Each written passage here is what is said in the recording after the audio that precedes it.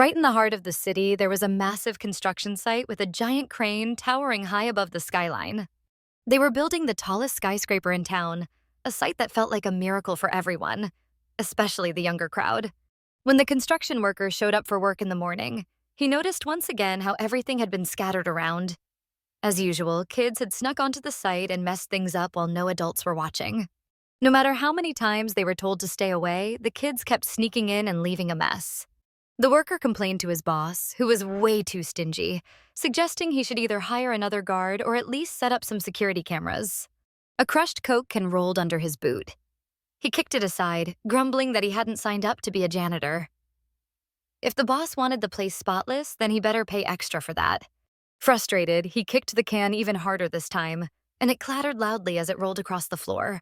The can finally stopped, right against the heel of a woman's elegant shoe. Silence filled the room again, while the worker muttered under his breath. He hadn't expected to see anything like that, and shock washed over him. A part of him even felt afraid. He couldn't believe his eyes. In the corner of the room lay a young woman, her hands tied, her body covered with layers of newspapers. He realized instantly she was dead, and hurried to report it to the authorities. The shocking news spread quickly. Early that morning, a body had been discovered at a downtown construction site. Finn listened carefully to the morning broadcast, not even looking surprised. Reporters revealed the victim was 20-year-old Sharon Russo, who had been reported missing by her family the night before. Her coworkers kept asking Finn if she was okay. They noticed she had barely touched her food. Was she slipping into another trance again? It happened to her often, so no one at the office was really shocked. Finn just kept listening intently to the news, ignoring her coworkers' questions. The report mentioned the injuries sustained by the victim. The motives remained unknown. The entire site was sealed off, and the police urged locals to avoid the area. This was the third case of its kind in the city this year, raising suspicions that a serial killer might be on the loose. The girls at the office were stunned. That meant the city wasn't safe anymore. One of them whispered that the news was downright terrifying. They were horrified by the cruelty of the murder and wondered where such hatred and brutality in people could possibly come from. Probably from a rough childhood and bad upbringing, they concluded. The thought of becoming a random victim was terrifying. It could happen to any girl, just being in the wrong place at the wrong time. The investigation was ongoing, detectives working around the clock to collect evidence and track suspects. Authorities reminded the public to stay alert and to call in with any information. The girls agreed it was time to stop walking alone. They'd have to look out for each other. They turned to Finn, asking if she agreed. But Finn didn't answer a word. From the outside, it looked as if none of this fazed her at all. Her coworkers whispered to each other that Finn was probably daydreaming again. She often seemed completely lost in her own thoughts. Finn, however, had no doubts. It was him. But why did the other girls notice a faint smile flicker across her face? Yes, it was a smile, but not one of pleasure. It was more like a nervous reaction to the fear gripping every girl in the city. The workday dragged on, but the only topic anyone could talk about was the shocking news that had spread across town. By noon, work felt endless and exhausting. Still, they had no choice but to keep going, though the mood was heavy. Even her recent promotion felt meaningless. It didn't ease the tension at all. It was as if she could be fired any minute, but deep inside, she didn't even care. She was surprised to notice that some people showed up earlier than usual today. And once again, she was alone. Finn knew the others were gossiping about her behind her back, but she couldn't care less. She wasn't interested in talking to anyone. As always, she started her morning by checking the news, wondering if the killer had been caught yet. Another crime documentary, one coworker thought, rolling her eyes. She wanted to suggest Finn should really find a new hobby. But Finn wasn't interested in anything else right now. She had no hobbies, nothing that brought her joy. A coworker asked why she still hadn't found a boyfriend. When Finn replied that she wasn't interested, the woman just pretended to understand.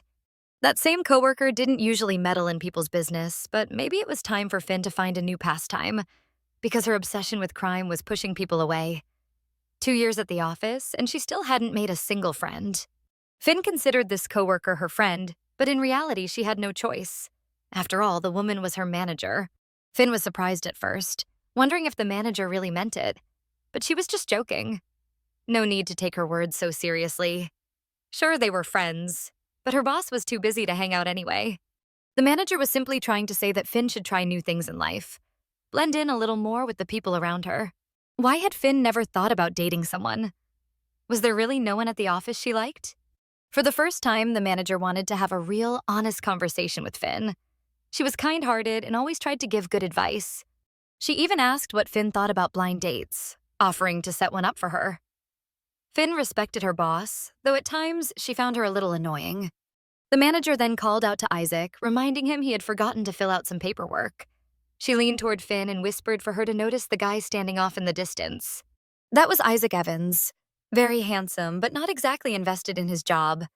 He always expected others to cover for him while he socialized. Still, he was friendly with everyone. Sure, he joked around too much, but those papers had to be sent today. The manager even teased Finn, asking if she'd like to be more like him. She admitted he was attractive, but she had never been interested in talking to him. She simply ignored him. Hard to believe he was the office rookie. He had instantly become a favorite among his colleagues. Everyone quickly noticed he was left-handed. That little detail made him stand out, and people found it fascinating. Some even whispered that he was a psychopath. But the manager disagreed, saying it wasn't fair to label people without really knowing them. Still, psychopathic charm worked exactly like that, captivating people, then manipulating them for personal gain.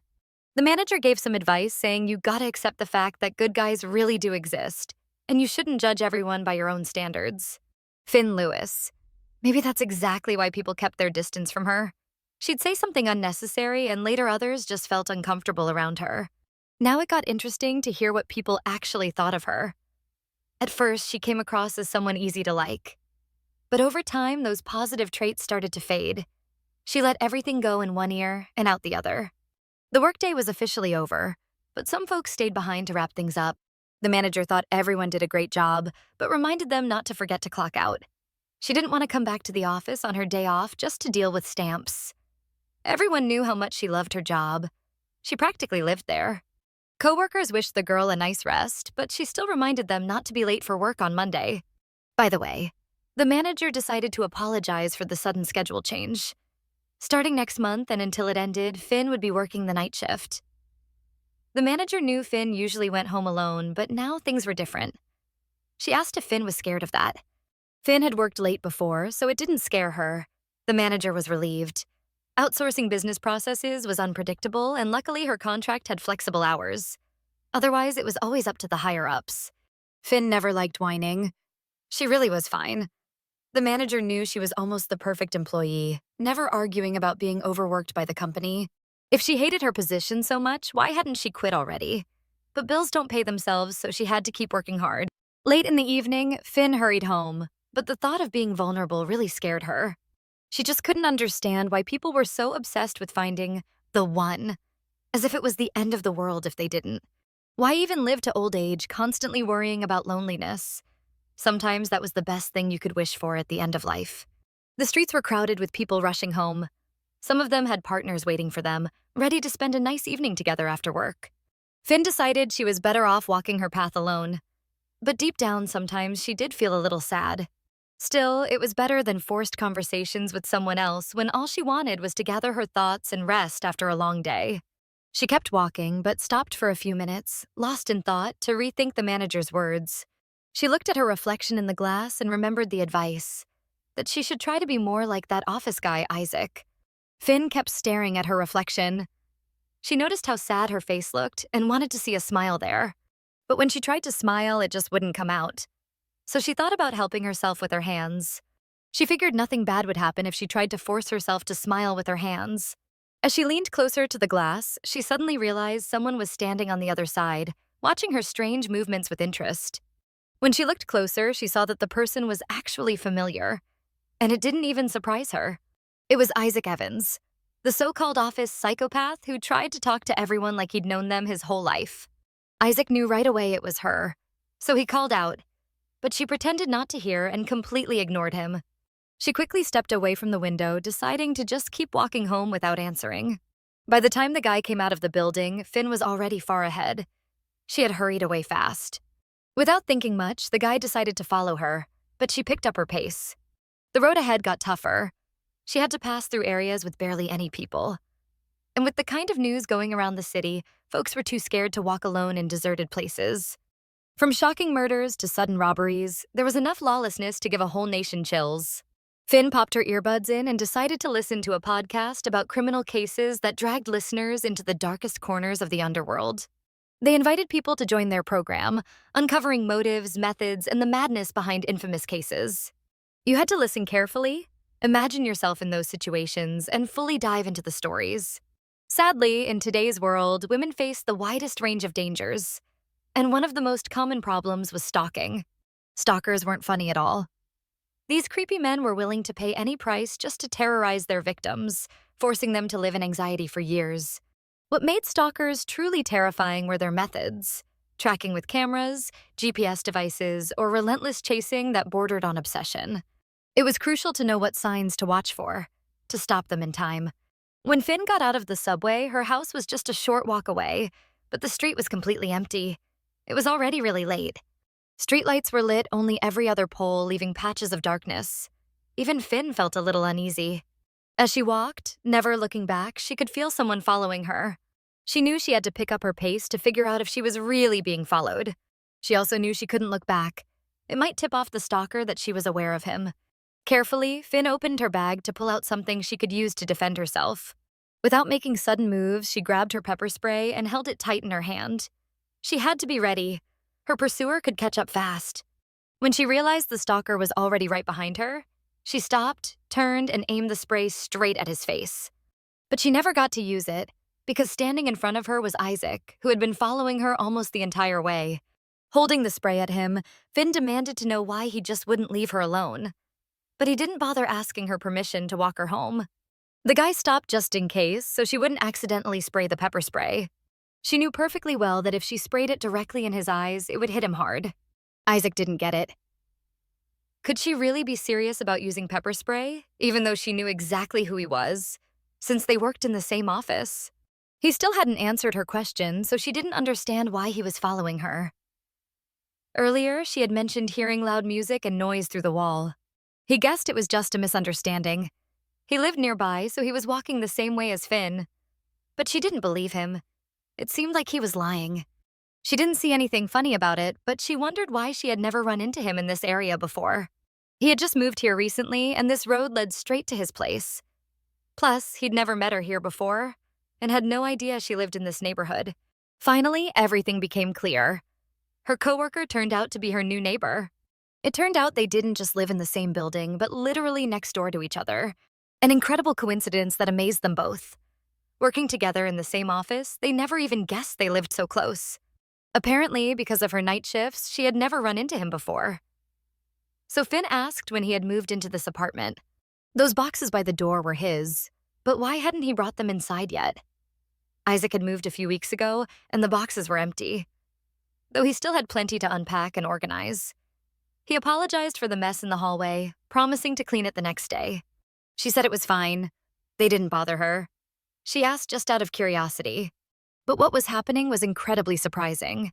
Finn got curious about what he meant and wanted to hear his explanation. Isaac decided to ask her a strange question, but she shouldn't be scared, and she didn't have to answer. He was just curious about her thoughts. He'd never thought about this before, since it hadn't happened to him. But today, pondering it, he wanted to know if she believed in fate. It felt really strange for her to talk to a guy in an empty hallway, especially answering such odd questions. She hadn't thought about it before, but it really did feel like fate. They hadn't interacted at the office at all, but got to know each other near their building. Sometimes she caught herself feeling like the universe was trying to send her an important message. Just the odds of them even working together were ridiculously low. He was more than sure he had spotted her a few times in this area. Later, something completely unexpected happened. Their apartments were on the same floor, which was almost impossible to imagine. He was skeptical about stuff like this, but maybe there had been too many coincidences between them lately. Finn was also impressed, but didn't want to focus on it too much. After all, anything could happen, even in a big city. Recent events, though rare, were happening often enough to notice. She didn't know why, but she started feeling nervous, constantly twirling a small piece of her hair. These things have deep meaning for people who constantly think about them. To be honest, abstract ideas weren't really her thing. These episodes were either caused by various factors or just random chance, and there were really only two explanations. He tried to understand her, but Finn was saying strong things that were hard to grasp at first. Quite a conclusion, but hard to argue with. It made sense logically. Finn decided to end the conversation. She was exhausted and wanted to go to sleep. She said again, congrats on his new place. He thanked her, really enjoying the chat, happy to have such a nice neighbor. He wished her a good night and headed to his apartment. Just as she was about to open her door, Isaac called her again. Seemed like he wanted to say something more. As coworkers said, he really loved to talk, and she already understood that perfectly. She paused, curious what other thought had popped into his head, wanting to hear her opinion. Then she noticed he had known her name from the very start, but never emphasized it. It seemed like he knew everything about her, even her age, birthday, and that she had been working at the company for 2 years without missing a day. Practically a perfect person, rarely made mistakes, never joined team-building events. She had never attended parties, didn't drink or smoke, yet he liked that about her. Finn didn't understand what was happening, but he kept talking about her. He said he knew she had few friends and spent most of her time alone. Loved watching documentaries about crimes, especially ones with psychopaths. He talked about her as if he had been observing her entire life, making a documentary about her. He hoped it didn't sound too creepy. Everyone in the department had heard rumors about her, so he figured it was better than asking coworkers directly. After getting her address, he guessed it and found out her neighboring apartment was vacant. That's why he didn't want to lose the chance. It felt like everything was lining up perfectly. That's the feeling overwhelming him now. And what if it really was the work of cosmic forces, fate itself? Though he forgot that Finn didn't believe in it. He thought she might find this romantic, but was glad to hear otherwise. After figuring this out, he went straight to the place. The guy finally admitted he was here just for her. Isaac had said so much about her, but nothing about himself. Finn knew almost nothing about him and hadn't been curious enough to ask coworkers either. Was he stalking her, gathering all this info with intense curiosity and following her? He smiled. Maybe that's what it would be called now, though he didn't care. He just wanted to get closer, not hurt her. At first, he just wanted to be friends, hoping it would work out. When he first saw her at the office, he thought he could build a relationship. But honestly, it took him a long time to gather courage to talk to her. By the way, was she aware of the latest news about the serial killer? It was dangerous to walk alone on dark streets right now. Could it be that he directly confirmed her words, Finn thought? But Isaac figured it wasn't a bad idea to go home together. After all, they both had night shifts. She was about to open her apartment door, but he was patiently waiting for a positive response to his friendship offer. She, however, didn't think it was necessary. Not wanting to answer, she quickly opened the door and was about to step inside. When he didn't hear a response from Finn, he seemed disappointed, but he didn't insist. Finn wished her neighbor sweet dreams, said it was nice talking to him, and that she'd see him tomorrow at the office. When she called him by name, he was surprised. She knew his name too, but didn't want to admit it right away. Could it be that she knew everything about him but didn't want to emphasize it? Something about this felt strange to him, though he didn't yet know what. He smiled, thinking it was a clever tease on her part. She made it clear that he didn't know much about her, and nobody would tell him. Teased, joked, without even raising an eyebrow, he thought, realizing his neighbor wasn't an ordinary girl. Once the door closed, she exhaled in relief and leaned against it. Surprisingly, he did the same on the other side. They didn't even realize they were standing back to back with only the door between them. Finn thought he was a psychopath, and Isaac thought the same about her. News about the psychopath was on everyone's lips, so she decided to look up everything known about these cases. It seemed as if it had happened far outside the city, where there weren't many people. The perfect place for a crime. The victim had no idea these were her last moments, which felt like the happiest for her. Everything seemed like a fairy tale, and the psychopath always said things that captivated the victim, leaving no room to suspect anything horrifying. His gentle smile seemed enchanting, while the cheerful mask hid terrible intentions. Unaware, the victim was alone with the criminal. In such a situation, nothing could stop him from carrying out his disgraceful plan. This could happen to any girl who didn't want to be alone and tried to arrange her personal life. Apparently, they claimed the maniac was the same psychopath and had a particular disorder. Usually, they show empathy and remorse for their actions. Wasn't it obvious that they were dealing with a serial killer who had already claimed 3 lives?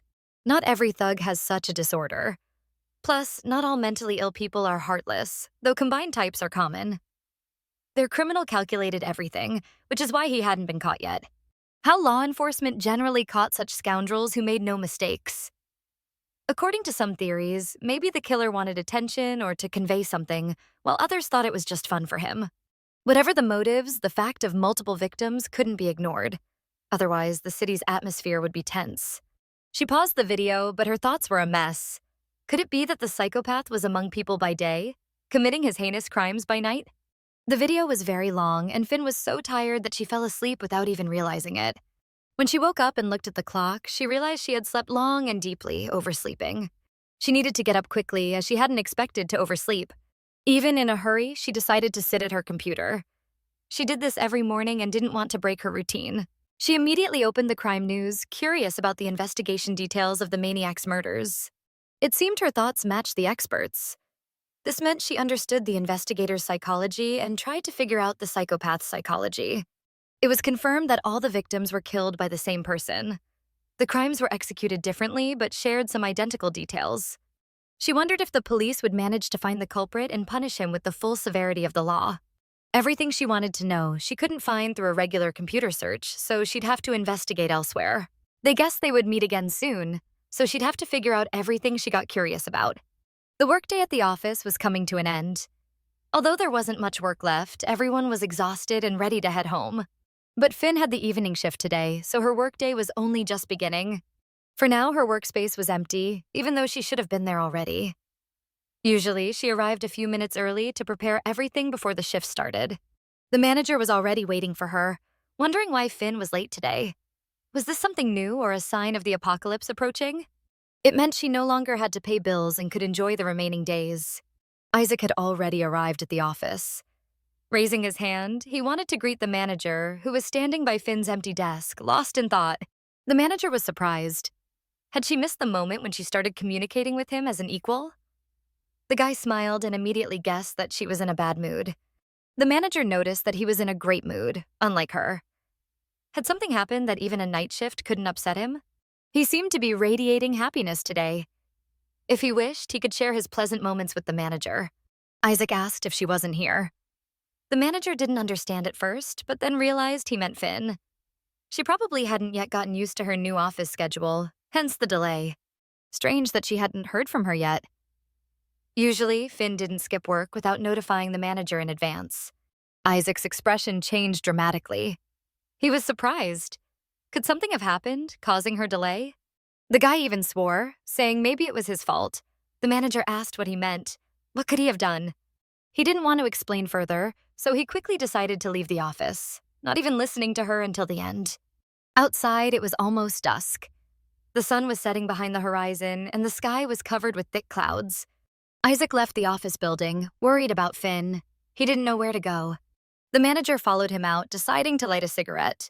It seemed like it would help calm her concern a bit. She decided to ask Isaac what they had done together last Friday. He replied that Finn's home was practically next to his new apartment. They were now neighbors. The manager was surprised. Could he really have meant that seriously? She thought Finn liked him, but she didn't expect him to act so boldly. He swore it wasn't intentional. It was just a silly coincidence. But the manager held hope because otherwise it would be very suspicious. She didn't want to think that he resembled a stalker. Isaac agreed the manager was right. It did sound strange. He probably scared her badly. He had taken it too seriously. He asked the manager if she knew that Finn was obsessed with psychopaths. That's why he acted like her new neighbor stalker, just to see her reaction. He thought it was going very well, but she just stood there with a blank stare. She didn't flinch. Casually, she entered the building password as if he wasn't even there. Perhaps Finn realized he was pretending. It seemed so, as the manager immediately noted she was a clever girl. The manager believed that was why she hadn't come to the office today. Didn't he think she'd only return for that reason? Apparently, their opinions about this girl were different. She was sure Finn just rolled her eyes, thinking him a loser or something similar, though the manager herself was a bit quirky. Now, thinking about it, the manager realized that Finn probably already considered him a psycho. His foolish idea only reinforced that status. He didn't understand why the manager laughed at him. Why hadn't she told him earlier? The manager stopped him from saying too much. Was his whole psychopath act actually real? Had he not even pretended a bit to seem normal? But he didn't think of that, though doubts crept in. Maybe the manager thought he had made it all up. Why did he decide that? Was he really an idiot or a complete scoundrel? The manager even got angry at him as he hadn't thought through the game he'd invented. What was wrong with him? The manager wondered, thinking he had long stopped joking foolishly. Luckily, she hadn't called the police in response to his ridiculous antics. He didn't argue and agreed. Finn hadn't called anywhere yet, so everything was fine. After all, it was just an innocent prank. The girl didn't think the prank was innocent or the guy hopeless. She felt foolish, thinking they suited each other well. And perhaps it was partly her fault, believing Finn liked him. The guy was a little embarrassed, and probably for good reason. He really wanted to explain everything and apologize to Finn. He hoped the manager would agree to help. But she refused, believing he was on his own now. He had a chance and he lost it. She no longer wanted to be a mediator in their interactions, so she refused him help. Isaac genuinely regretted his actions, and he said it seriously. The manager thought that after such an act, Finn probably didn't even want to see him. She wished him luck and advised him not to prank anyone again. Amid the crowd on the street, Isaac seemed to spot Finn. It really was her, thank God, and he felt a huge sense of relief. Judging by her appearance, she didn't look disappointed at all, and she was dressed incredibly beautifully. Still, the manager thought he behaved like a complete animal. No wonder Finn didn't want to talk to him. It was simpler for him to give up. The guy again didn't listen to her fully and decided to follow Finn. He had a plan on how to apologize to her properly. The manager wanted to know what he planned to do, but the guy raised his hand and shouted that he would follow her advice. That is, not give up. She had just canceled all her weekend plans anyway because the weather was supposed to be bad. She realized she simply didn't feel safe. She couldn't blame him, as the news scared her too. It was curious. What was the police even doing? They needed to stop this as soon as possible. In any case, she suggested going to a new ramen cafe that opened nearby. She arranged the meeting, finished her conversation, and continued walking through the crowd, unaware that Isaac was following behind her again. When she entered the building, she went to the elevator and called it. Just a little longer. It was almost at the first floor. When the elevator arrived and the doors opened, she quickly tried to get inside. As she took her first step into the elevator, she didn't even notice Isaac catching up. She calmly pressed the door close button, but hadn't yet selected the floor she needed. As the doors were almost closing, she noticed a hand trying to hold them open. When the doors opened again, she saw Isaac standing opposite her, hurrying toward the elevator as well. The guy entered the elevator but was breathing heavily, having almost run the entire way to catch up with Finn. He couldn't say a word because he was trying to steady his breathing. After calming down a bit and catching his breath, he finally greeted her. Finn wasn't even surprised to see Isaac by the elevator. She looked calm, as if this situation had happened many times before. She greeted him back. Isaac wanted to talk to her, but couldn't bring himself to start the conversation. The girl thought he had run out of energy as he looked concerned. Isaac noticed she was in a hurry and wanted to know where she was going. He apologized for breathing so hard and not being able to talk properly, but he had rushed because he wanted to catch up with her. Finn wondered why he was chasing her. Did he want something from her? The guy gathered courage and asked her to calmly listen about last Friday. He was very embarrassed about his behavior and everything he had said to her. It was all untrue, just a fabrication. Finn asked if it was a made-up story about stalking. He explained that he hadn't intentionally moved closer to her. It was just a strange coincidence. After the pepper spray incident and learning they were neighbors, he thought it would be funny to pretend to be her stalker. It was a very foolish and thoughtless act, and he genuinely regretted it. All the information he knew about her came from their colleagues, and he hadn't lied about her popularity in the office. He fully understood that Finn had every right to be upset or not talk to him at all, but he hoped she at least didn't hold a grudge. Finally, he dared to suggest they start over and be real friends. Was he pretending? Finn wondered. She understood his intentions, but didn't want to end the game. It was very frustrating, but she was intrigued. She found it fascinating that she had a psychopathic neighbor and potential stalker with whom she played cat-and-mouse games. She thought her life could turn into a thriller movie, which upset her greatly. Well, although it was upsetting, she had to return to the real world. Isaac looked at her, waiting for her response. He didn't understand why she hadn't reacted at all when she heard the truth from him. He needed to think of what to say next and plan ahead to continue this game in reality. Not knowing what to do next, Finn just laughed, calling it a great joke from the guy. She was also amused by his stunned face, which seemed to understand nothing of what was happening. She decided to apologize as well for saying strange things and probably scaring him a bit. Now she understood why he liked it. The pranks were really funny. A great joke, pretending to be a stalker, and she actually believed him. He was genuinely unusual. She hoped they were now even, so no one needed to prank back. She smiled and said it was nice to meet the real guy from the office, Isaac.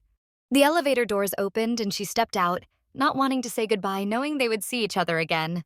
Isaac didn't hesitate and followed her, still looking a little odd but wanting to talk more. He called out to her, asking her to wait, but she walked on without even turning her head. He actually wanted to be closer to her because he really liked her.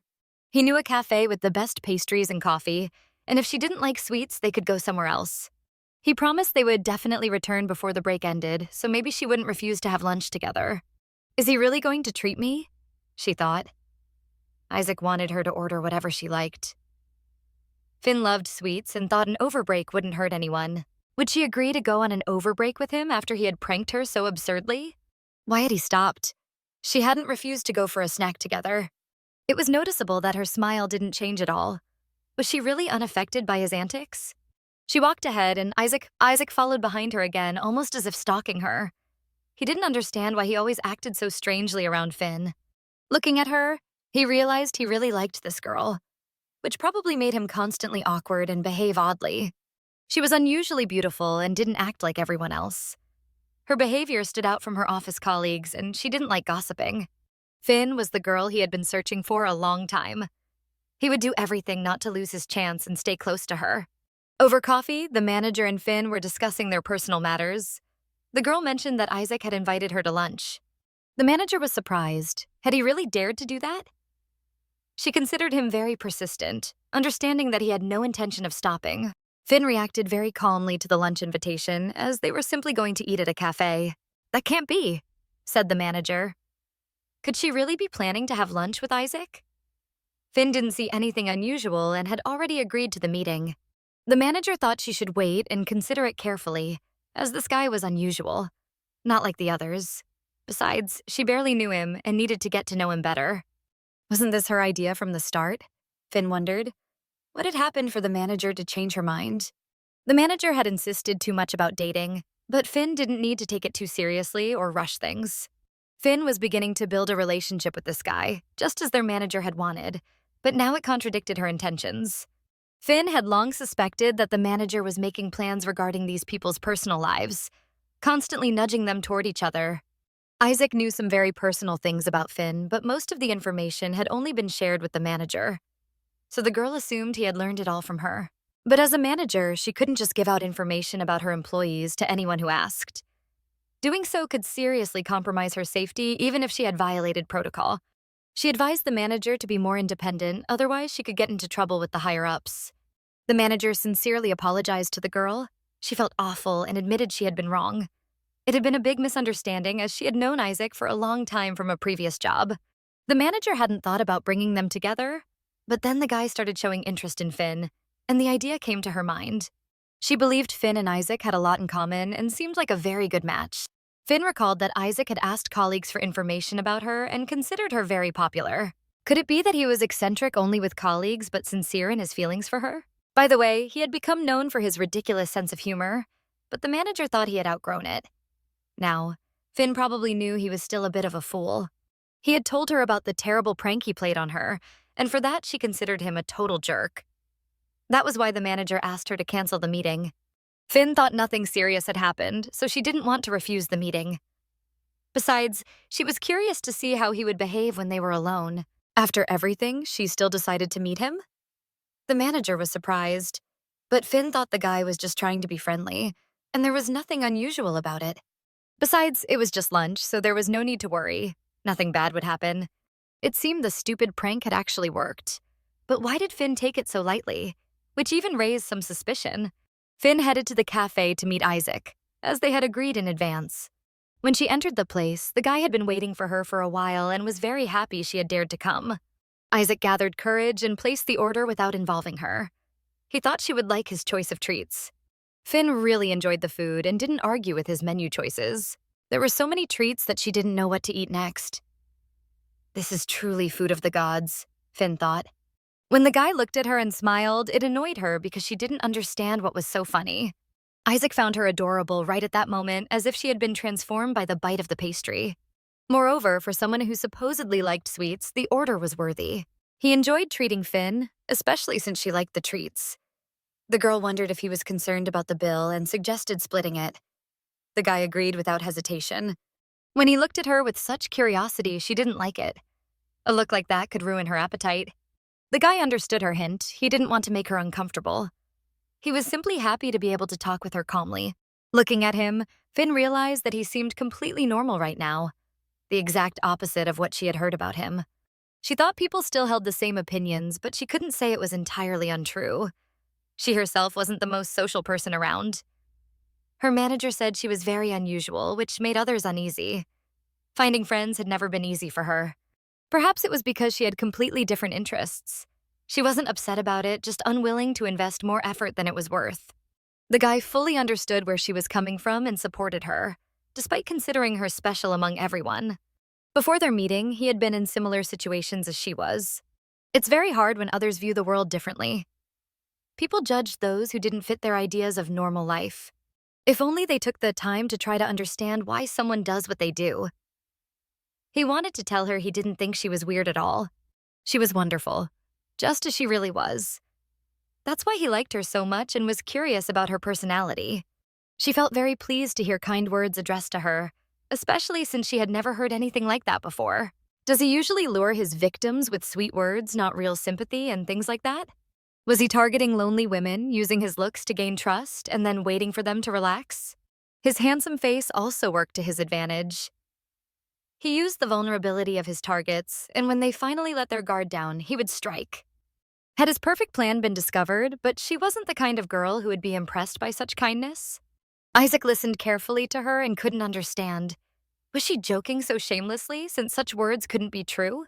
Then he wondered why she behaved as if she were interrogating him. It was even funny that she had considered him a psycho before their communication even began. And right now, she was convinced he was the serial killer reported on the news. He understood she had no intention of being polite with people. He thought they understood each other. If he wasn't mistaken, they had already said that ignorance is at the root of all superstitions. That's what he thought. Probably the impression she gave to others was very different from her true self. The girl wondered whether this charming and restless Isaac, with whom she had been talking, was the real him, or if he was just pretending to be someone else. The real Isaac might enjoy scaring people with his disgusting jokes. If he could pull off a ridiculous prank and sleep peacefully at night, it was scary to imagine what else he might be capable of. What else could he be lying about? No one knew. Perhaps he really was a cold-blooded killer. After all, he had heard that, judging by the knife wounds on the victims' bodies, the serial killer was left-handed. Just like him. But Isaac had already apologized and thought it wasn't important to bring it up again. She couldn't just walk around the neighborhood calling people psychopaths and serial killers without proof. That could lead to serious trouble. But the girl decided to suspect everyone until they gave her a reason not to. Psychopaths were remarkable because they blended in with the crowd and seemed completely ordinary. By the time he noticed something was wrong, it could be too late. He wished she would wait a moment. He thought she had misunderstood him. He agreed that the girl was being cautious, but then why was she sitting here with him? Had she stopped thinking of him as a psycho? If he were a real killer, he wouldn't want people to see them like this. Besides, she didn't have many friends, which would automatically make him the prime suspect. Listening to him, Finn realized he wasn't as foolish as he had pretended to be at first. She agreed, and that was fair. But that didn't mean he wasn't a psychopath. Isaac realized that the girl had probably already decided he was guilty in any case. But he wanted to know why she was so fixated on the idea that he was a psycho. The girl wanted to think carefully before answering, wanting him to understand her correctly. Perhaps it was because she really wanted to meet one of them on her path. He didn't understand why she needed this. Was it to confirm some suspicions she had been curious about for a long time? Was it worth putting herself in danger for her whims, since it could end differently than she imagined? Finn didn't want to explain too much. She still believed he wouldn't understand her. It turned out that if he wasn't who she thought he was, their communication would end. The girl thought so. She had no reason to keep talking to him except that she considered him a psychopath, and that fascinated her. The guy felt she was leaving him no chance. Nothing else about him attracted her. Maybe they could at least be friends. Even after all these silly talks and rudeness toward him, it didn't matter to him, as long as she was nearby. And that was all that truly mattered to him. It's his choice, Finn thought, and he can do what he thinks is necessary. But she didn't understand exactly what he wanted from her. The evening in the city was simply mesmerizing. people returning from work tended to their homes and then prepared for sleep. The streets were full of cars moving very slowly, creating huge traffic jams. It was already late evening. They needed to hurry to get home on time. Oh, damn, Isaac thought. We might make it, but we need to rush a lot. Finn was very calm, thinking everything was fine. They weren't at risk of being fired for taking a break. She really liked the night city. She felt it was a completely different world, shining with bright lights. The city felt carefree and quiet. She even wanted to take a walk alone, as it gave her a chance to gather her thoughts and rest after work. Finn was initially upset about having to work the night shift, but then thought that working at night wasn't so bad. The night shift completely fit her lifestyle, so it didn't cause extra trouble. Isaac noticed a change in her expression. She looked upset and deep in thought. He asked if she was okay and why she had stopped, since they needed to hurry. Now they had to go back, although they didn't want to, but it was necessary. She didn't understand why, but she couldn't take her eyes off him. He called her name, but she couldn't respond. It seemed her speech was gone. The girl looked at Isaac with a frightened gaze, as if she feared him. Could it be that he didn't inspire trust in her? Even after their pleasant conversation at the cafe? He wanted to understand why she had stopped and wasn't moving forward. He tried to urge her, but she seemed completely lost in thought. They stood apart from each other, as if wary of something. Something strange was happening between them, but neither of them understood what exactly. They couldn't believe it, since Monday was supposed to be a calm day, yet they were overloaded with work. This meant they might have to work overtime today. The employee hoped that his girlfriend wouldn't mind postponing their date. They weren't thrilled about this work either, but since they were a team, they had to work together to finish faster. The girl smiled, thinking that the manager could try to be at least a little more optimistic. It would help lift their spirits a bit. The manager didn't know what Finn wanted to hear from her. She had been at this job long enough to understand how things worked. The guys were talking about things they didn't even know, but they definitely ate pizza. Finn didn't want to listen to idle chatter since it distracted her from work. They all seemed strange, and none of them wanted to work, so they were busy with anything but the tasks at hand. The manager went out to make an announcement to the employees and wanted everyone to listen. She suggested finishing the queue by 11, and she would treat everyone to pizza. In response, they said she was the best manager. They would definitely meet the deadline and still get to enjoy some delicious food. So everyone immediately started working, but it seemed only Finn was unaffected by the manager's announcement. She kept thinking about personal matters. When the girl sat at her desk holding her head, the employees asked what was wrong and if she was feeling okay. But when she raised her head, it was noticeable that blood was running from her nose. The manager was very scared and suggested she immediately go to the nurse. Someone needed to help her get to the doctor's office. One of the employees offered to help, but the girl refused, saying she could reach the doctor herself. Isaac didn't want to be pushy, so he told her to be careful. If she felt unwell again, she should immediately find a place to sit.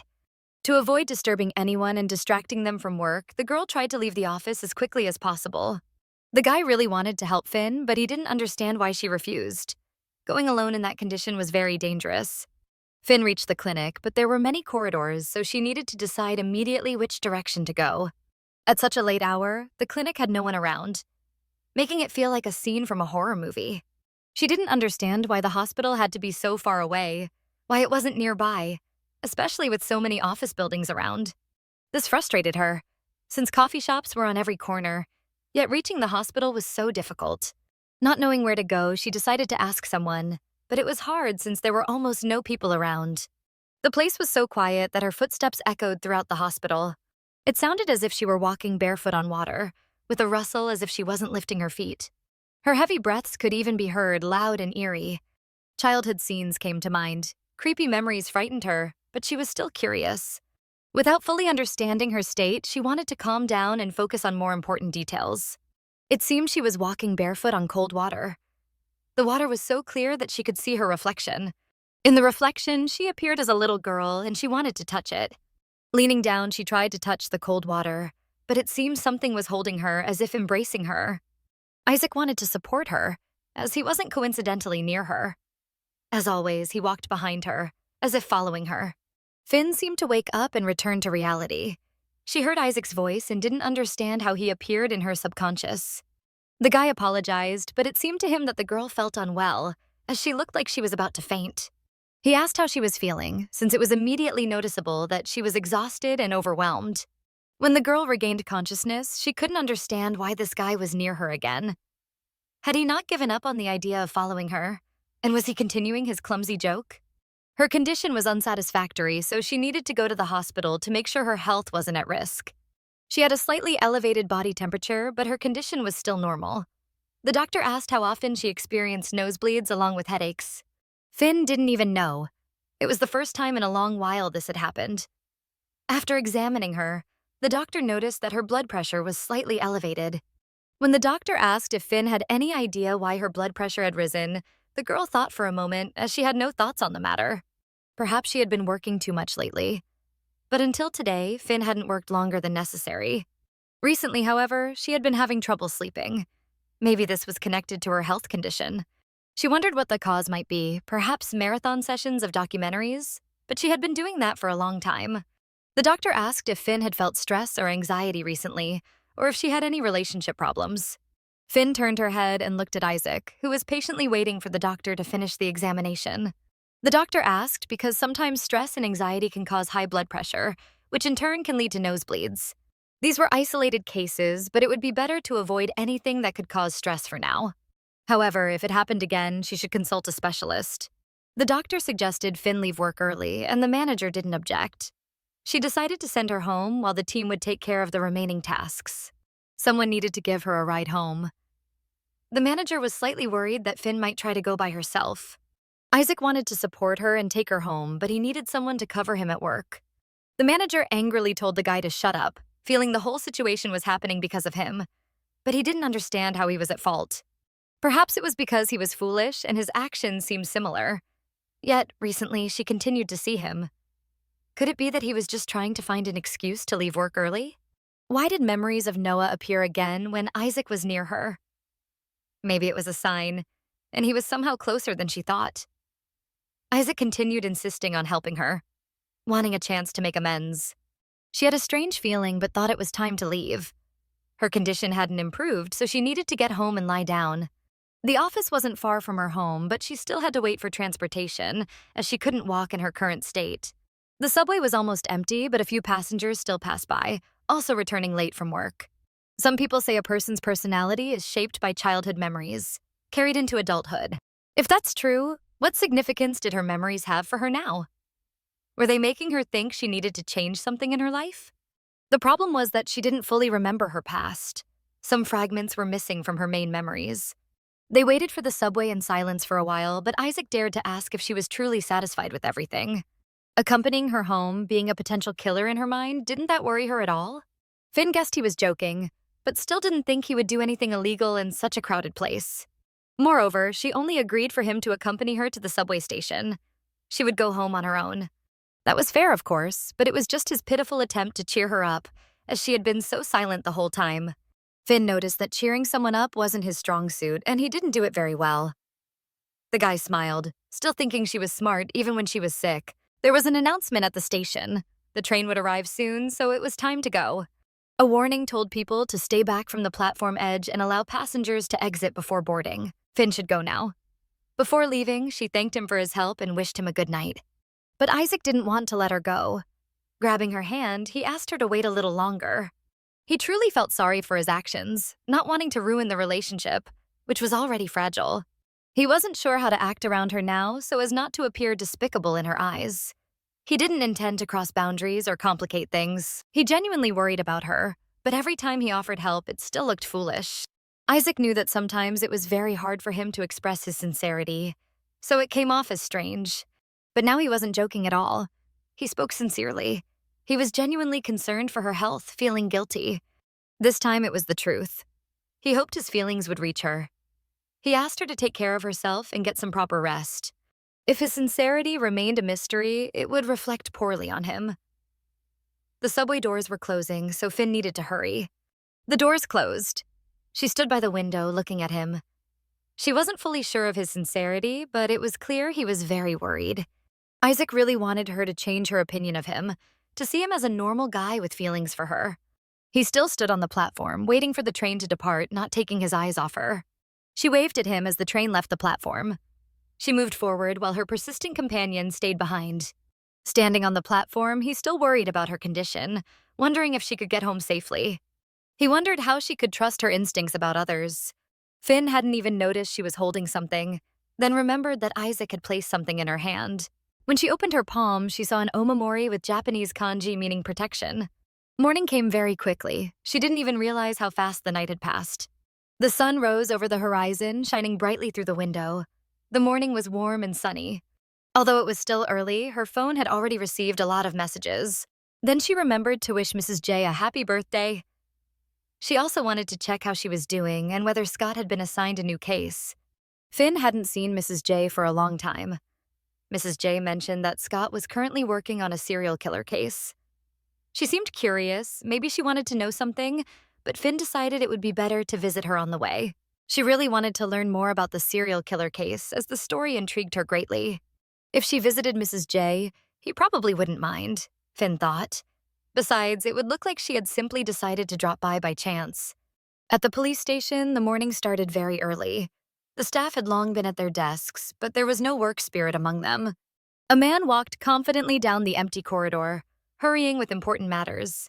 There was a lot of work, but the serial killer case was barely progressing.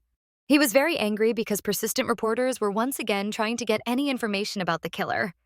They constantly complicated the police's work. Someone had stolen his strawberry juice from the fridge again, which made him furious. He swore that if he found the thief, he would destroy them. The employees smiled, seemingly amused by the fact that the great detective Scott Lee had given an angry lecture. Did he really think someone had leaked information to the journalists? The detective didn't care. It didn't matter to him. But now the scoundrel knew the police were looking for him, and catching him would be even harder. Scott didn't understand why he had been assigned this case, but his colleagues considered him the best detective for a case worthy of his skills. By the way, this morning, materials from another precinct arrived and were already on the detective's desk, and someone else had also come to see him. When Scott entered his office, he saw Finn, who had taken papers from his desk without permission and was examining them. He became angry, thinking she was overstepping, as access to those files was forbidden. She had to put them back immediately. The detective asked why she had come. Didn't she have work to do? What was she snooping around for? The girl explained that she worked night shifts, so she had the whole day free. The detective didn't understand who thought it was a good idea to put a girl like her on night duty. He considered it foolish. He was curious how she got into the station and who let her in, since he had clearly stated that no outsiders were allowed, especially her. The staff were surprised when Scott called Finn an outsider, as he treated her almost like his daughter. But the detective thought that although he had almost raised her, she was still too young to be his child. The detective asked the girl to leave the station. Why did she keep coming here? Didn't she have her own business to attend to? But the girl had brought him something. She thought it might be appropriate now. Detective Scott agreed to talk to her, but only for a few minutes, after which she had to promise to leave the station. Finn agreed and stayed. The detective didn't want her to come unannounced, so she had to always call him before visiting, or simply send a text message notifying him of her visit. Finn didn't like this rule, since she already knew in advance that the detective would tell her not to come. Of course, Scott agreed, as he considered the station not a playground. They dealt with crimes here. He advised her to spend time with peers and enjoy carefree youth. Maybe go to a bar, sing karaoke, or do other activities young people do. Finn wasn't interested in such fun. Moreover, she had no friends. The detective wasn't surprised because he knew her character well. Could it be that she really liked being at the station while many would trade places with her? Every day they dealt with scoundrels ruining society. Young people couldn't imagine how lucky they were, yet they only complained. Finn didn't consider herself a child, so enough of treating her like one. She was an adult and came to the station because she felt safe only there. Scott paused briefly from his moralizing, ready to listen to the girl. Although she considered herself a burden to Scott, she didn't understand why he always sent her away. Did she annoy him so much that he didn't want to see her? Not at all. He was just very busy. Although Finn wanted to be a burden to him, if he didn't want to see her anymore, she would understand perfectly. The detective interpreted her words as manipulation. That didn't work on him anymore. And she knew it. The girl thought she shouldn't come here anymore, and the conversation could end. Just the thought brought tears to her eyes.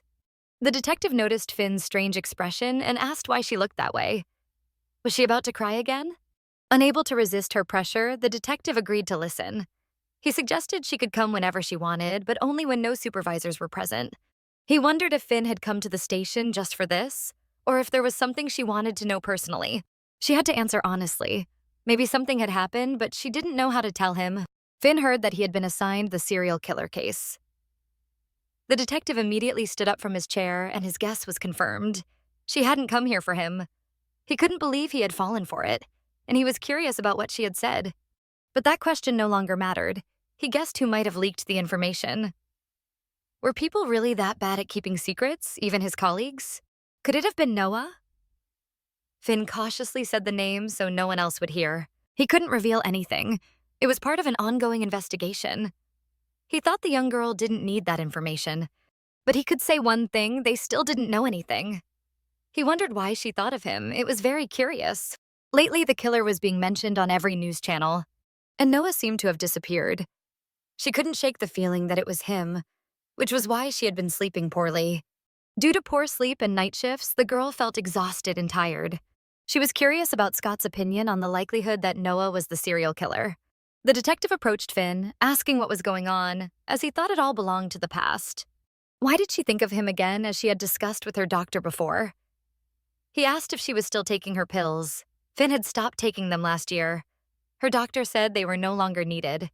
She had to hear that Noah had been released from prison 6 years ago. Part of his sentence included a ban on any contact with her even after release. Whoever the serial killer was, he would catch him. There was no need to worry. She just needed to be careful and try not to be alone. The detective thought Finn wasn't in the best shape to work today. Why not give her a day off and he could take her home? The detective reached into his pocket but couldn't find his keys. This made him very irritated, as he always lost them. He was so annoyed that he couldn't remember if he had even taken the keys with him. Scott constantly told Finn to forget about everything, but she wasn't very successful. The detective also began to worry every time the topic came up. Finn was already about to leave the station, so she wanted to take her purse from the table. She asked the detective if everything was okay. It wasn't too late yet, so she could get home by subway. Scott wanted her to wait for him in the car. He'd be there in 3 minutes. No need to worry about her. He needed to catch the criminal. And the girl believed the detective would manage. She wished him luck and a good day. No need. She could get home herself. Scott offered to pick her up after work and asked what time she finished. He suggested adjusting her work schedule, as it was dangerous to return home alone in the dark. By the way, she wouldn't be going home alone anymore because she had a new neighbor, also her colleague. His name was Isaac, and she mentioned it because she considered him a total psycho. If something happened to her, at least someone would know where to find the criminal. The detective suggested she try to get along with him. Was she starting this again? You can't suspect everyone. You don't throw words like that around. It was completely abnormal, because if she suspected everyone, she would never make friends or communicate freely with them. The detective noticed Finn's shoelaces were untied, so he suggested she pay attention to it. But then he decided to do it himself, as he had been used to doing it for her since early childhood. Finn thought that maybe she shouldn't have come here at all. It was selfish and intrusive of her. Her whole life, she had only stressed him out, adding him troubles. She knew perfectly well he had his own work, but she still couldn't resist warning him about her suspicions. She simply couldn't talk to anyone the way she could with Detective Scott, but she should have stopped long ago.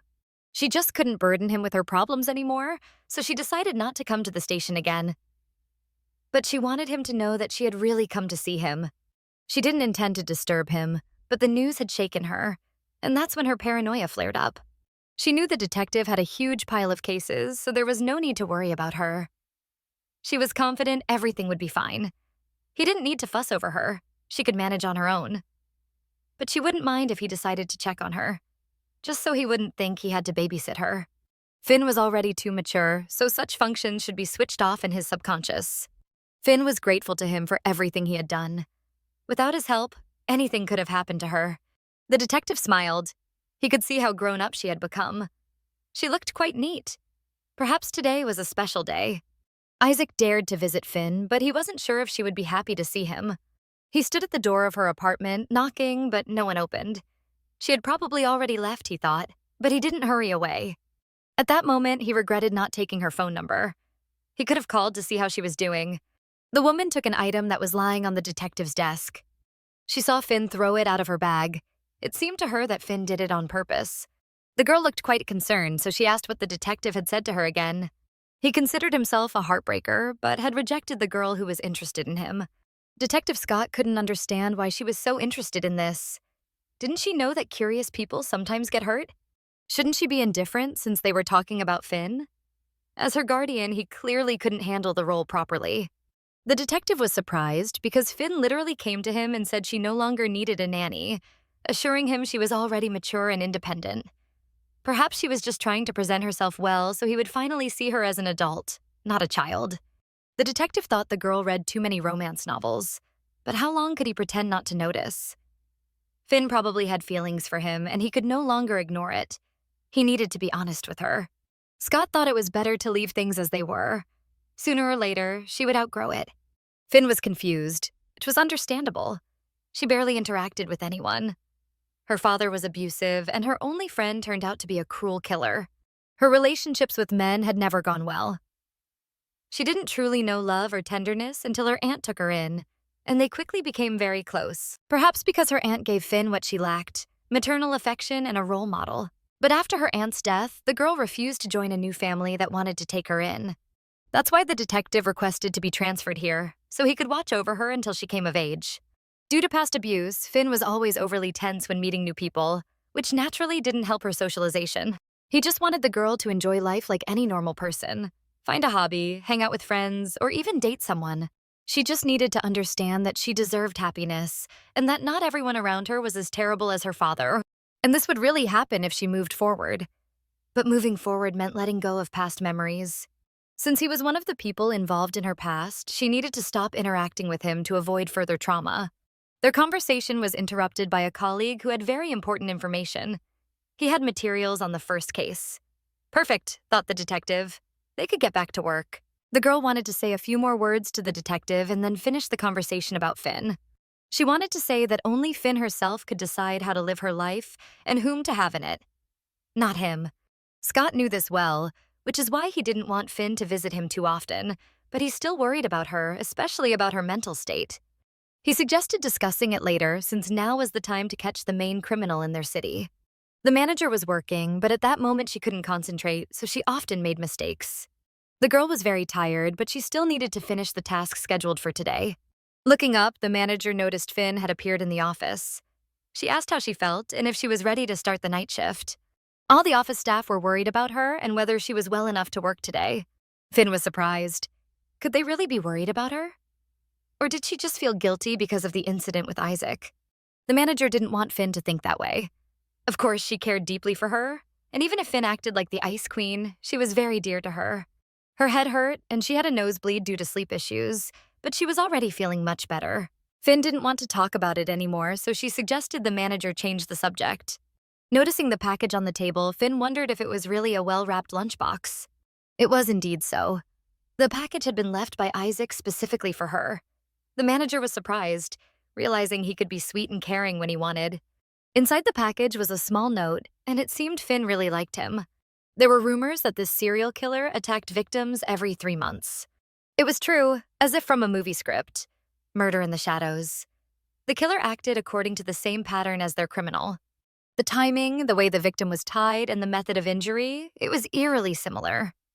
Perhaps the killer drew inspiration from that film.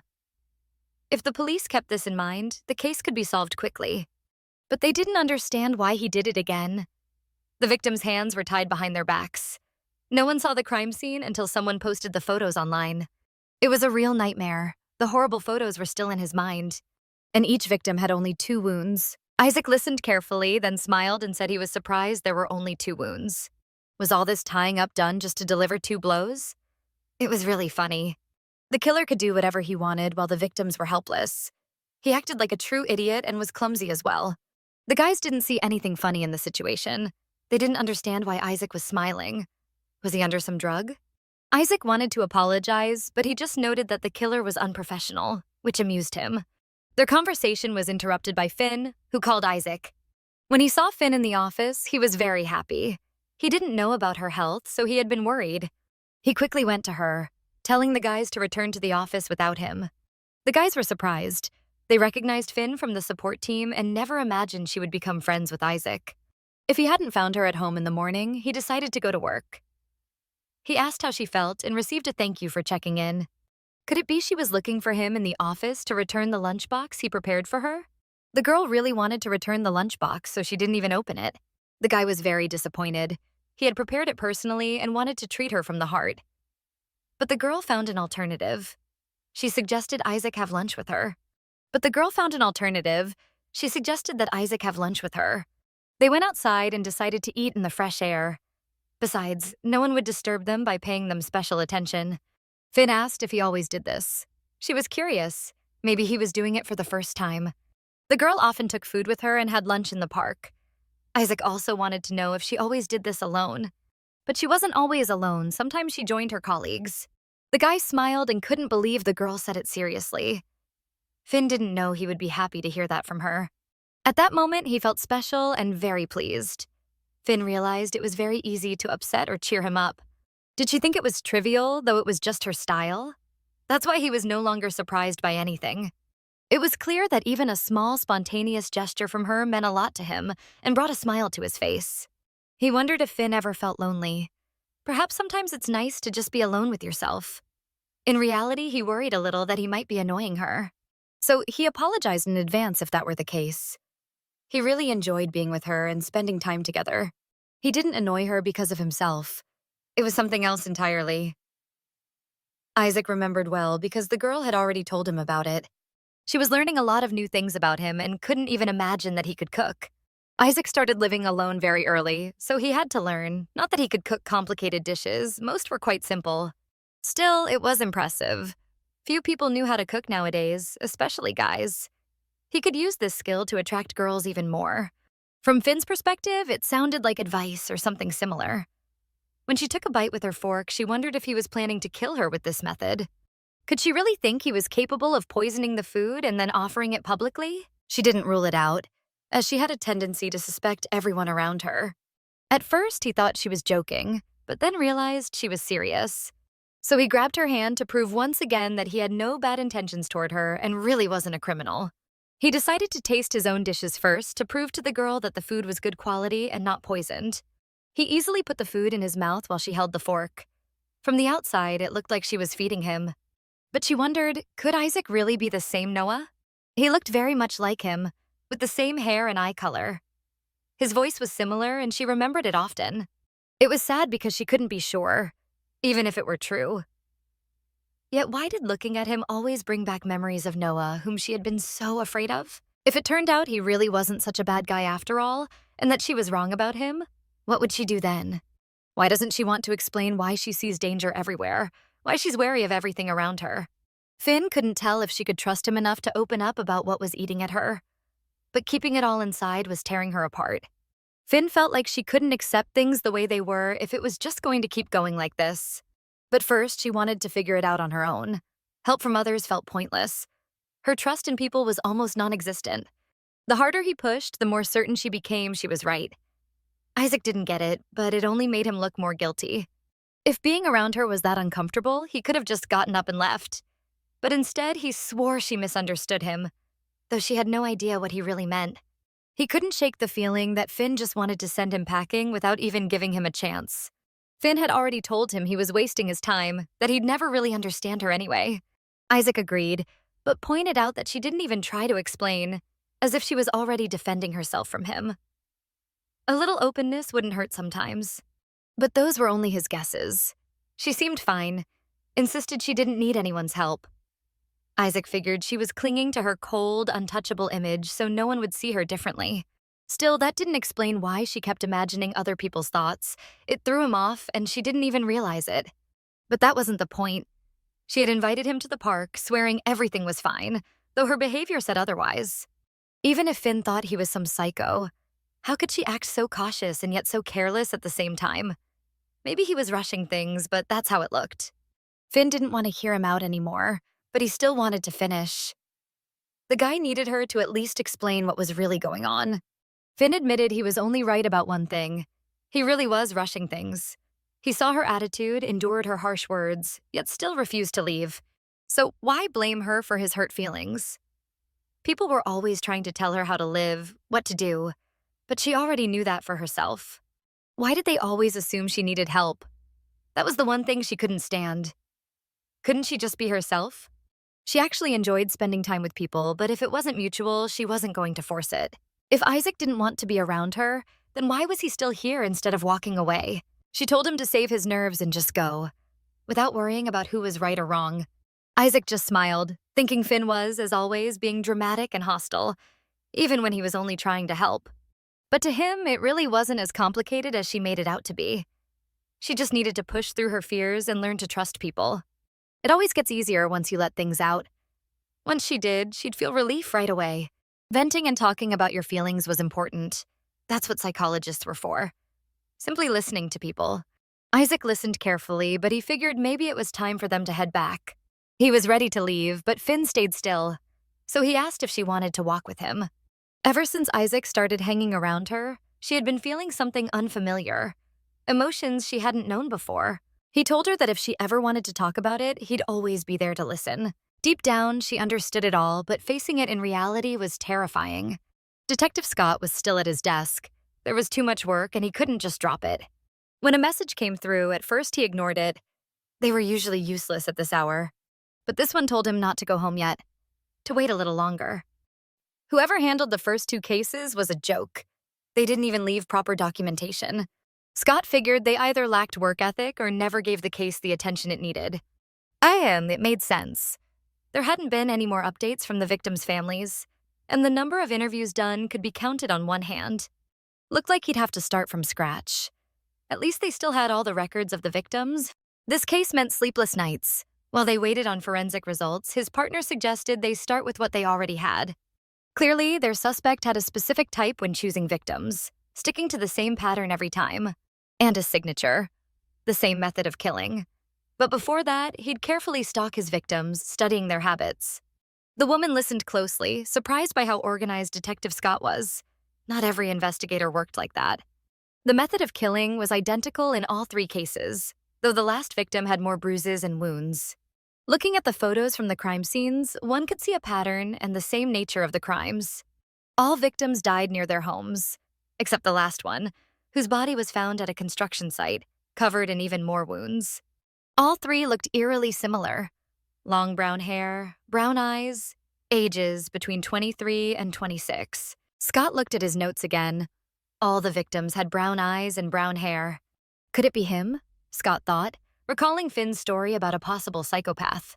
She had told him because she thought that guy was strange, dangerous. If anything ever happened to her, she wanted Scott to know who to look at. Scott turned to Jae-han, asking if she believed in coincidences. She wasn't sure if he was joking, coming from a detective. Sure, coincidences happen, but police can only lean on them when there's nothing else to go on, especially when patterns this suspicious appear. Scott knew Jae-han was right. That's exactly what he'd been telling Finn. That's why she always reported anything unusual to him. Scott also knew Jae-han kept in touch with Finn. Maybe she'd even slipped details like how late Finn was staying at work. Finn, as always, was rereading all the messages on her phone since while she was at work, she never managed to check them on time. The detective returned to his apartment. When he kicked off his shoes, he didn't even bother to put them away, so they stayed lying in the middle of the room. After he ate, he didn't want to clear the dirty dishes from the table or wash them, so he left everything as it was. It was already late at night, but Scott didn't know if Finn was still at work or maybe walking home by herself. Scott wasn't sure if he should text her to ask where she was. Maybe she needed someone to walk her home for safety. Lying in bed, he had only one thought. Why hadn't she come home yet? He felt uneasy, not knowing who she might be with. Maybe her fears were actually real. The manager stepped out of the office and noticed Isaac standing by the building. She asked if he was waiting for Finn. Had they planned to go home together? Isaac hadn't made any plans with the girl, but he thought it would be convenient since they were neighbors anyway. But the manager said Finn had rushed off right after work and left quickly. She even mentioned that someone was picking her up. That raised questions. Who could it be? Maybe her boyfriend? The guy thought it really would have been better if he'd gotten her phone number. Then it'd be easier to know where she was. He decided to go to her apartment himself to make sure she got home safely. He knocked firmly on her apartment door, but there was only silence. It seemed she wasn't home. Isaac kept knocking persistently, still hoping someone would answer. His suspicion that Finn hadn't returned yet was confirmed, and he started to worry about her safety. He had no idea what to do, but starting to search for her would have been pointless. The best option was to wait by her apartment until she came back. Sitting outside her door, he waited for a long time, but the girl still didn't return. Eventually, he finally saw Finn standing in front of him, safe and unharmed. But where had she been alone all that time? He didn't dare ask. It was clear how worried he'd been about her. When he saw her, he was genuinely relieved. She was surprised. Had Isaac really waited for her this whole time? Maybe he needed something? But the guy replied, did he only ever talk to her when he needed something? He explained that he'd been waiting for her after work, but the manager said she had already left. Isaac thought they might have gone home together, but then realized she hadn't returned at all. He apologized, but she explained she was used to always walking alone and didn't think anyone would be waiting for her. It's fine, he said, but I'm just really glad you're back safe. Their conversation was interrupted by Scott, who approached them and asked if this was the neighbor psycho she'd told him about. The detective looked Isaac over carefully, trying to spot any signs of a psycho, but the guy looked perfectly normal at first glance and didn't raise any suspicion. Still, he figured this was the same Isaac who'd been following Finn at work and even at home. Isaac was confused. Had Finn actually told someone about him? Did she really think he might be the criminal killing those other girls? Scott called the guy a charmer, and no wonder Finn seemed so tense around him. By the way, the detective decided to introduce himself. He said his name was Scott, and he worked in law enforcement. Scott noticed Isaac tense up and freeze while staring at him, so he asked if everything was okay. The guy looked like he'd just seen a ghost. Isaac suddenly admitted that it was surprising, since he'd been a fan of the detective ever since high school. He had watched a TV interview with the detective about a case involving the son of a powerful politician, and the detective hadn't been afraid to say his name. The man had carried himself incredibly well, pointing out the negligence of the local police, and that had really impressed young Isaac. Suddenly, Finn asked if, in that case, he remembered her. Back then, she was often by Scott's side and even showed up in the background on TV, but the guy said he had never noticed her. Scott smirked and asked if she really thought this guy would have noticed her back then and remembered. And besides, hadn't she just complained that she was afraid of him? Finn answered that she had taken his advice and decided to get closer to Isaac. They'd even had lunch together. Scott turned to Isaac and told him not to mind Finn's quirks. This girl calls every stranger a psychopath. Maybe that's why her ex-neighbor moved out. Scott joked good-naturedly with the girl and told the guy if he liked Finn, he should be patient and win her over. The girl told him to stop embarrassing her, and the detective handed her a bag saying she needed to stop forgetting her things in his office. After that, Finn said goodbye to both of them and wished Isaac a good night. The guy was just about to enter his apartment when he heard Scott's voice. The detective said it was good that he cared about Finn's safety and that he seemed like a decent guy. Even though he was saying ordinary things, his posture and tone carried a hidden warning. The man smirked and added that if anything ever happened to Finn, Isaac would be the first person he'd come to for answers. Then he patted the guy on the shoulder and repeated that he was glad Finn had a friend. Isaac watched the detective walk away and wondered, had he just been subtly threatened? The next day, at the end of work, the girl said goodbye to her colleague as usual. To her surprise, Isaac was already standing in the hallway, waiting to walk her home. After a while, the two were standing in the subway, and Finn kept checking her phone. She was worried because Scott hadn't called her, even though he'd promised. She glanced at the guy who had just been standing silently by her side the whole time. He seemed lost in his own thoughts. They stayed silent even while sitting on the train. Finn felt nervous since yesterday's encounter with Scott had been awkward. While she was lost in thought, Isaac was secretly watching her. She hadn't changed at all since the last time he'd seen her as a little girl. Suddenly, the girl rested her head on his shoulder and closed her eyes. Then she finally broke the silence, saying he was acting differently today. In her opinion, he seemed unusually quiet, which made her worry about him. Maybe something had happened? After a moment of silence, Isaac suddenly asked what exactly she and Scott were to each other. Finn, without the slightest embarrassment, admitted that Scott was her unrequited love. She knew he would never return her feelings, but she accepted that. She was satisfied with the kind of relationship they had now. Such a direct confession of feelings for another man seemed to upset Isaac, but he asked how she had first met him. Seeing her hesitation, he quickly added that if she didn't want to talk about it, that was fine. But Finn bit her lip, deciding whether to open up to him. After a few minutes of silence, the girl suddenly asked if Isaac would have a drink with her. This really surprised him.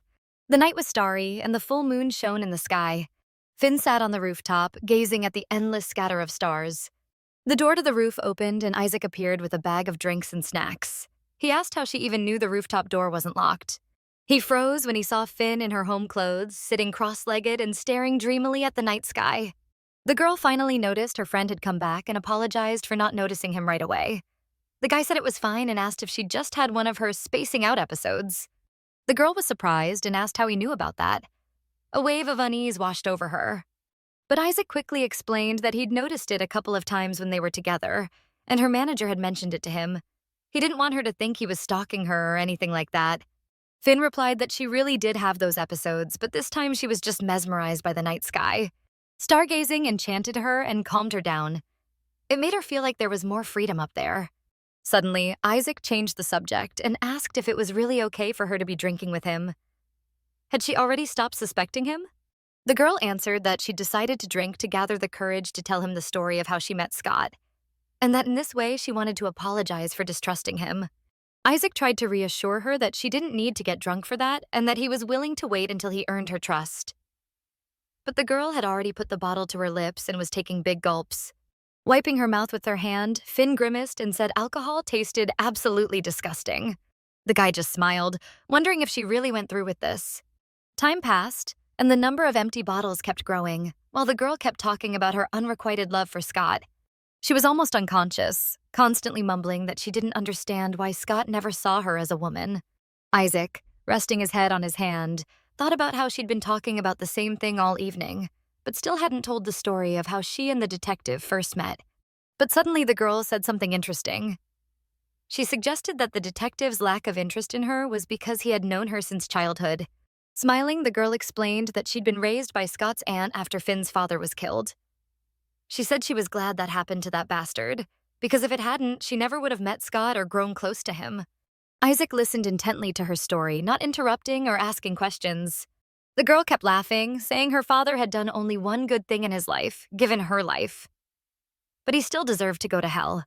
Seeing her condition, Isaac took her hand and told her she'd had enough to drink and it was time to go home. He asked if she could even walk on her own. Even though Finn was walking down the stairs on her own, the guy kept anxiously asking if she was really okay. Suddenly, she tripped and felt the world around her start to sway. She was about to fall headfirst down the stairs, but his reaction was lightning fast.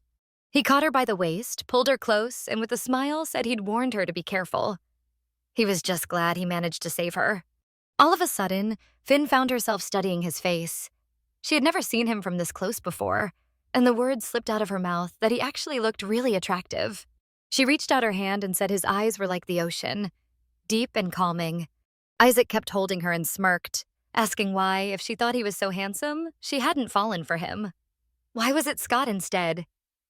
But she simply answered that it doesn't work like that. Then she traced her finger along his lips and chin and said nothing bad would happen if she tried to love him. The next moment, she pulled him closer by the neck and kissed him. Isaac froze, not daring to respond to her kiss. But then he decided to take the chance. Since he truly liked her, he wanted that kiss to be the start of something more between them. When he finally pulled away, breathing heavily, she had already passed out. The exhaustion and alcohol had hit her all at once, and she fell asleep right in his arms. Isaac held her even tighter, thinking only that Finn had no idea how long he had dreamed of this. How long he had dreamed of getting closer to her. His eyes burned with a mad fire, and knowing she wouldn't hear him, he whispered out loud, "You're mine. Only mine." In her sleep, Finn drifted back to childhood. Her arms and legs were bruised, and she was sitting by the river again, not knowing what the point of her existence was. Her childhood friend, and worst nightmare, Noah, stood nearby watching her. Had he found her? Was he ready to kill her? The next instant, she woke up, realizing it had all been a dream, and that she was alive. Sitting up in bed, she looked around and realized she was in Isaac's room. To her surprise, it was very clean and cozy. Her head was pounding from a hangover, and she mentally scolded herself for being so reckless. If Scott found out, he'd be furious. Memories of the night before began surfacing, and she remembered Isaac listening to her. His expression had stayed calm, as if nothing in her story surprised him, as if he already knew everything. Finn decided to explore his room since she had the chance, and first, she checked his closet. It was neat inside, so she moved on to the unpacked boxes. But there was nothing suspicious there either, so she methodically studied the shelves with his personal belongings. Finally, she decided to look under the bed, since that's often where people hide things they don't want others to see. To her disappointment, it was only magazines with pictures of girls. Finn didn't know whether to feel relieved or upset since the lack of anything incriminating made sense. He wouldn't have left her in his room if he thought she might find something against him. Suddenly, Isaac walked into the room, clearly fresh from the shower, towel drying his wet hair. He quickly explained that he had to bring her home with him because she'd passed out, and he didn't have the key to her place. He froze when he saw what she was holding. Horror spread across his face. Finn quickly assured him he didn't need to worry or apologize. She honestly admitted she was just curious to explore his room. Isaac asked if that meant she was interested in him, or if she was just looking for proof that he was actually some psycho killer. She wasn't embarrassed at all and answered that it didn't matter, because it looked like she'd been wrong about him. He sat down on the bed and said if this had been the last time, he wouldn't dwell on it. But he knew she wouldn't stop trying. What really bothered him was how far she was willing to go to prove her suspicions. What if she had found something she wasn't supposed to see? And what if her fears had been true? Did she really think she'd leave his apartment alive? Then he added that last night she had let her guard down and gotten drunk. She shouldn't behave so carelessly, especially around people she barely knew. She sat beside him and said she appreciated his concern. But if he thought she was afraid of dying, he was wrong. Isaac replied that even if that was true, it didn't change the fact that there were people around her who cared. And now he would worry about her even more. Either way, why spy on him? She could have just asked him what she wanted to know. Finn answered that was true, but she couldn't be sure he'd tell her the truth. She said that judging from his room, the only thing she could tell was that he was a very private person. Isaac shrugged and agreed. Then she asked if she'd told him anything really personal last night. Hearing that, he froze and asked if she meant she didn't remember anything. She confirmed his guess. That stunned him, and he asked if she really didn't remember what she said or did. But she just shrugged and asked why he looked so upset. Finn asked if he thought it would only be fair for him to share something very personal about himself in return. But he answered that it doesn't work like that and asked why they couldn't just do things like normal people. She didn't understand what he meant. When suddenly he asked if she would go on a date with him. Meanwhile, Scott was stuck in traffic, replaying in his head their recent conversation. Finn had worried that there were no articles online about Noah, no trace of where he might be or what happened to him. Scott answered that it was normal. At that time, Noah had been a child, and the law didn't allow his photos or name to be published in the media. Why was she suddenly thinking about him? Then Finn had asked the detective for one favor, after which she promised she'd stop bothering him. What mattered to her was that Scott would be able to recognize Noah, even after all those years. So now the man sat behind the wheel, wondering if he had recently seen anyone who looked like Noah. The first image that popped into his head was Isaac, but he was 100% sure he wasn't that boy. After some time, Scott arrived at the coroner's office to get the autopsy results. All three victims were similar in that they either didn't talk to their families or didn't have one at all. The coroner said the nature of this crime was different from the previous ones. This case turned out to be more brutal. Scott agreed. It seemed like someone had committed the crime and then tried to mimic the killer's signature. It looked as if the earlier crimes were planned, while the last one happened spontaneously. The coroner asked if the detective thought there might have been two perpetrators. The man didn't rule out the possibility. Maybe someone tried to copy the previous killer, but wasn't very good at it.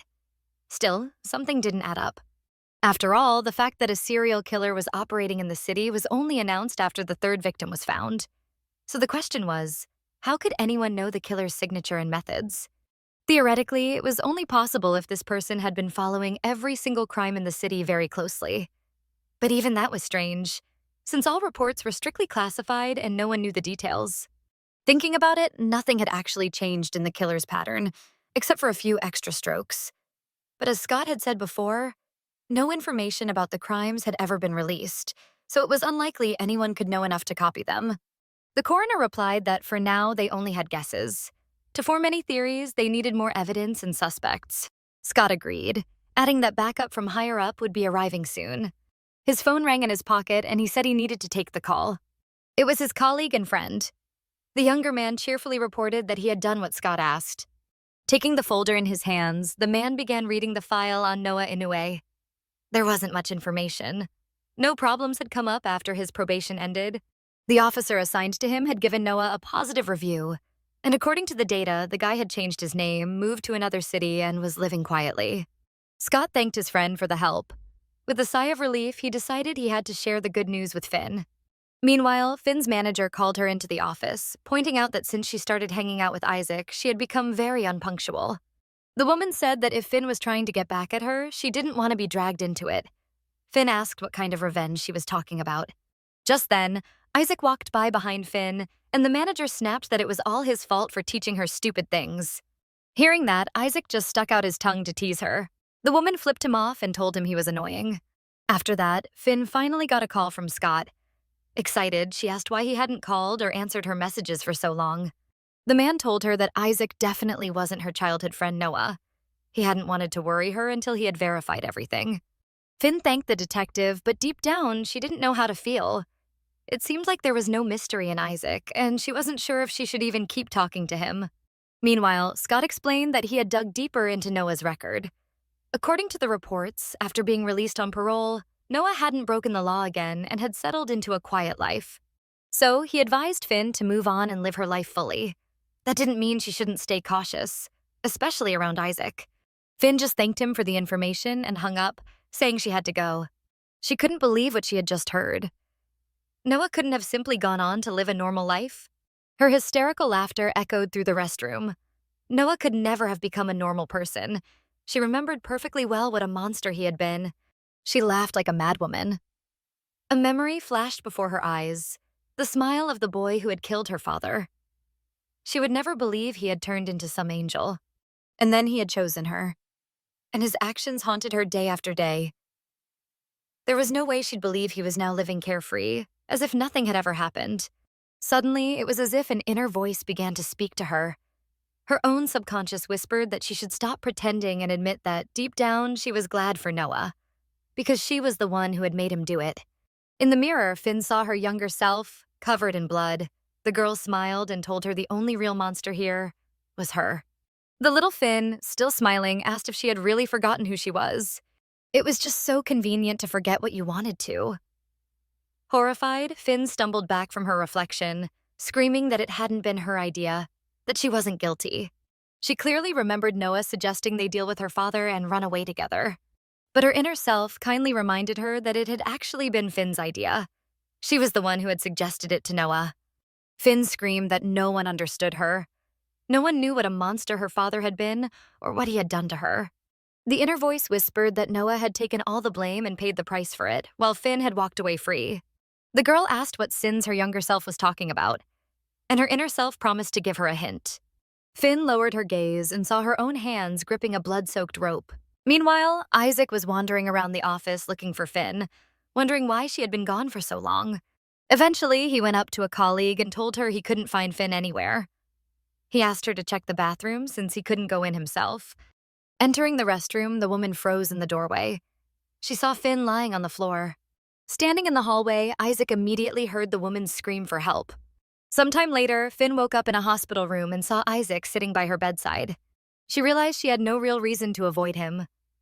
When he was around, she felt something she had never felt before. The guy jumped up and asked how she was feeling. Finn said she was a little dizzy and asked how she had gotten there. Isaac explained that they had found her on the restroom floor and rushed her to the hospital.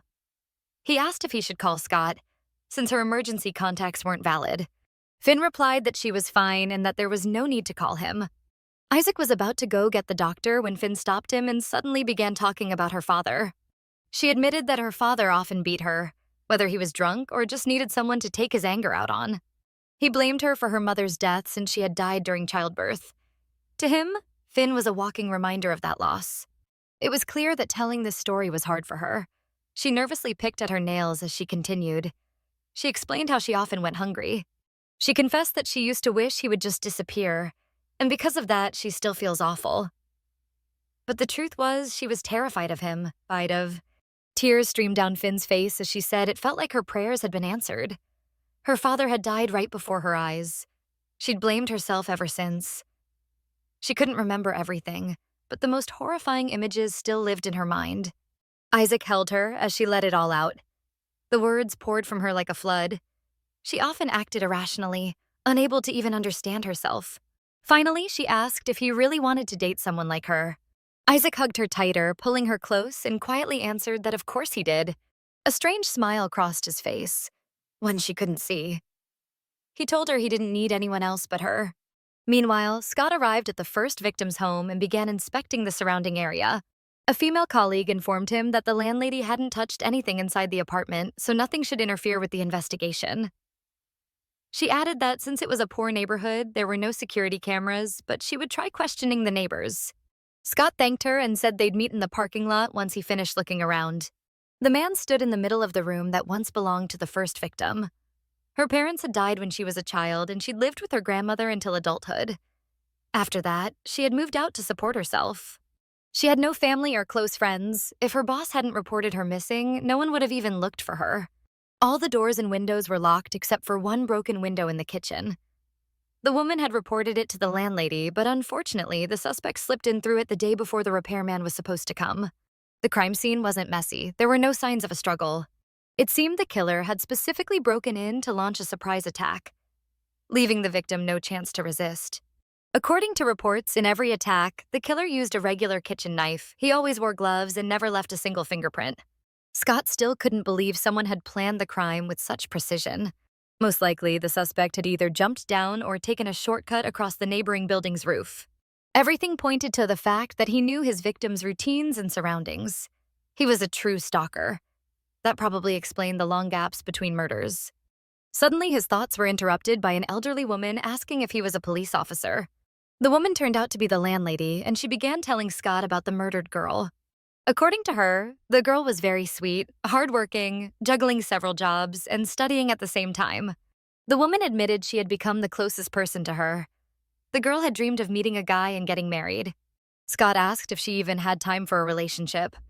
According to their records, she had no free time at all. But the woman said she thought the same until she witnessed something herself. About a month after the girl had gotten a job, she began receiving signs of attention from someone. One evening, the landlady saw a delivery man hand the girl a bouquet with a card that read, "From a secret admirer." At first, the landlady didn't think much of it, but later it hit her. How did the secret admirer know where the girl lived? She even went to the police with this information, but they told her she was talking nonsense and closed the case as a robbery. The woman admitted she had never trusted the police, since in their neighborhood, accidents happened all the time, and because the locals were poor, no one ever bothered to seek justice. But since he was from central headquarters, she hoped he would find the one responsible for what had happened to the poor girl. Scott assured her that he would. After letting the woman go, the detective called one of his team members and ordered them to check every flower shop in the city to see if anyone had delivered an order to the first victim's address. Meanwhile, Isaac returned home.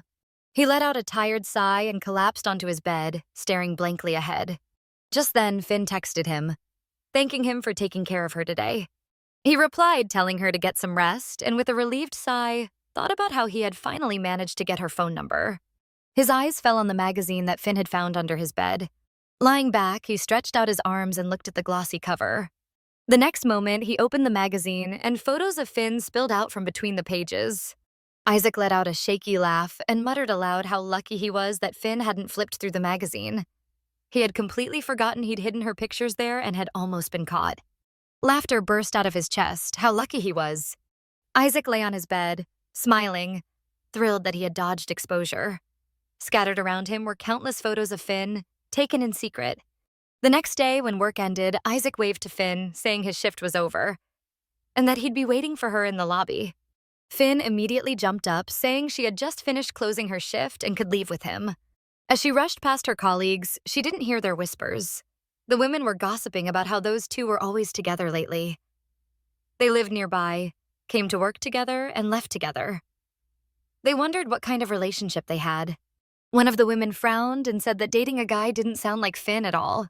The manager commented that Finn wasn't herself anymore and that Isaac was a bad influence on her. Either way, it was too soon to draw conclusions.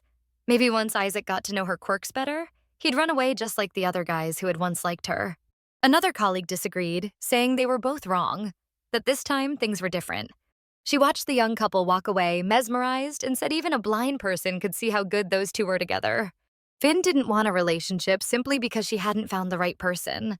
The girl was glad Finn finally found someone who understood her. She even cried tears of joy. The girls concluded that they'd be happy if Finn and Isaac started officially dating. Finn was sitting in the bathroom, listening to another true crime story on her phone and just listening. Memories of Noah kept resurfacing in her mind, of that day when her father died. No matter what she did, she just couldn't get him out of her head. Soon she pulled herself together and, stepping into the hallway, saw that Isaac was already waiting for her. She asked if he had been waiting long. The guy smiled at the sight of her and said it was fine. He wasn't in any hurry. Riding the subway, Finn couldn't stop thinking that Isaac wasn't Noah, and that maybe a normal guy could really like her. She wanted to believe he had fallen for her, even though they hadn't known each other long. Because the train was so packed, he was standing really close to her, and she suddenly said he had a really nice cologne. Isaac thanked her and said she always caught him off guard with her honesty. They stood surrounded by people but didn't notice anyone else. He said she always said things like that when they were this close to each other. Smirking, he added that next time he might not be able to hold back. His playful teasing made her blush. Then she chuckled and said she could be a little too straightforward sometimes, but she really just wanted to give him a compliment. Then the guy blushed and said she was doing it again. Calming down, Isaac asked if she'd like to go on a real date with him this weekend. She looked so cute that day he couldn't take his eyes off her. When she said she wasn't busy, he asked where she'd like to go. Looking at him with a completely innocent gaze, Finn replied that she already knew where they'd be going. The cemetery. Over the weekend, just as she promised, the girl took Isaac to the cemetery. She laid a lush bouquet of flowers on her guardian's grave. The guy was understanding and suggested giving her some time alone if she wanted it. The girl replied that it wasn't necessary. She didn't come here to cry, but simply to be alone with her thoughts. And also because Scott couldn't visit his aunt's grave due to work. She admitted that once when she came, she saw everything overgrown with grass, and since then she tries to come more often. Even though they weren't blood relatives, this woman raised her. Finn shared that she fed her, taught her how to cook, and also showed her how to take care of herself. Thanks to her, the girl learned what parental love feels like. Realizing, the girl asked if this conversation was becoming too emotional for Isaac.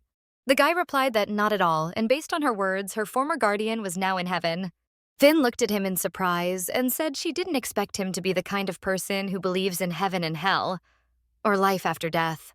The guy explained that he was actually baptized Catholic, but then he moved from one Christian church to another. Right now, he doesn't really attend church much. The girl asked if he believed in God, and Isaac said he couldn't give a definite answer, but he was sure there was someone higher than them. At least he wanted to believe that. Aquí was sente. On the other hand, people are so used to believing in God that he sees and understands their struggles. But there are so many people who harm others, and yet many get away with it simply because of the imperfections in the law. Finally, he said it wasn't fair that the victims should just wait for justice and hope that bad people end up in hell. He thought it would be better if people could deliver justice themselves. Finn felt strange after hearing this. The atmosphere suddenly became tense. In the end, Isaac said that murder is a grave sin in God's eyes, so all they can do is pray to him for justice. The girl listened carefully, unable to believe what she'd just heard. Could he really talk about murder so casually? Isaac suddenly paused and said he wouldn't mind grabbing a bite, and asked if she'd like to wrap this up and go get something to eat. Finn agreed. Sometime later, the young people were standing at the entrance of the amusement park. Finn ran eagerly to the ticket booth, calling him to hurry up. He stood there thinking that an amusement park was a pretty strange choice, but it seemed like she really wanted to go on a ride. The girl admitted she'd long dreamed of going to an amusement park, but had no one to go with. When she was little, all her classmates went, but she didn't have the chance. They grabbed some food, and Finn looked really happy and excited. After that, they went on the roller coasters, and Isaac screamed loudly from fear. Sometime later, they were walking around eating ice cream, and Finn suddenly asked why he hadn't asked her any questions, even though she'd already told him the story about her father. Isaac replied that he considered it a very personal topic and didn't want to pressure her. He said that when the time comes and Finn is ready, she will tell him more about herself. The girl listened and then suddenly turned around with a radiant smile, inviting him to ride the Ferris wheel. The guy gazed at her, captivated. He wanted to tell her how happy he was that she now says his name so often. Sitting in the Ferris wheel cabin, Finn noticed a couple kissing in the neighboring cabin and said she was curious about what her first kiss would be like. Hearing this, Isaac was very surprised and asked if she really didn't remember that night when she got drunk on the roof. When Finn said she remembered nothing at all, he was surprised, but still asked what she thought her first kiss should be like. What did she expect? The girl blushed slightly. Finally, she said she just wanted it to be memorable. Soon, as they were leaving, Finn kept marveling at the amusement park, complaining about sore feet. The park was huge. Isaac promised they could come back anytime she wanted. Suddenly, the girl noticed something and stopped. Then she said she wanted to check something out. Isaac noticed that the flower vendor, a guy about his age, was staring at Finn for some reason. Soon, the girl was carefully looking over the bouquets, unable to decide which one she liked more. She asked Isaac to pick one for her. After all, he must have given flowers to plenty of girls before. But the guy smirked and asked why she thought that. Then he surprised her by saying he had never bought flowers for anyone. Finn pouted and told him he was just a liar. At that moment, the vendor stepped in and offered to help her choose. He mentioned that the amusement park was closing soon and he'd have to close up too. Finally, he handed her a bouquet of pink tulips, neatly tied with a ribbon, and said he'd tried to pick the freshest ones just for her. Finn was charmed by the delicate bouquet and asked how much it cost. The vendor replied that she could take it for free, since if no one bought them, he'd just have to throw them away. And in his opinion, the bouquet suited her perfectly.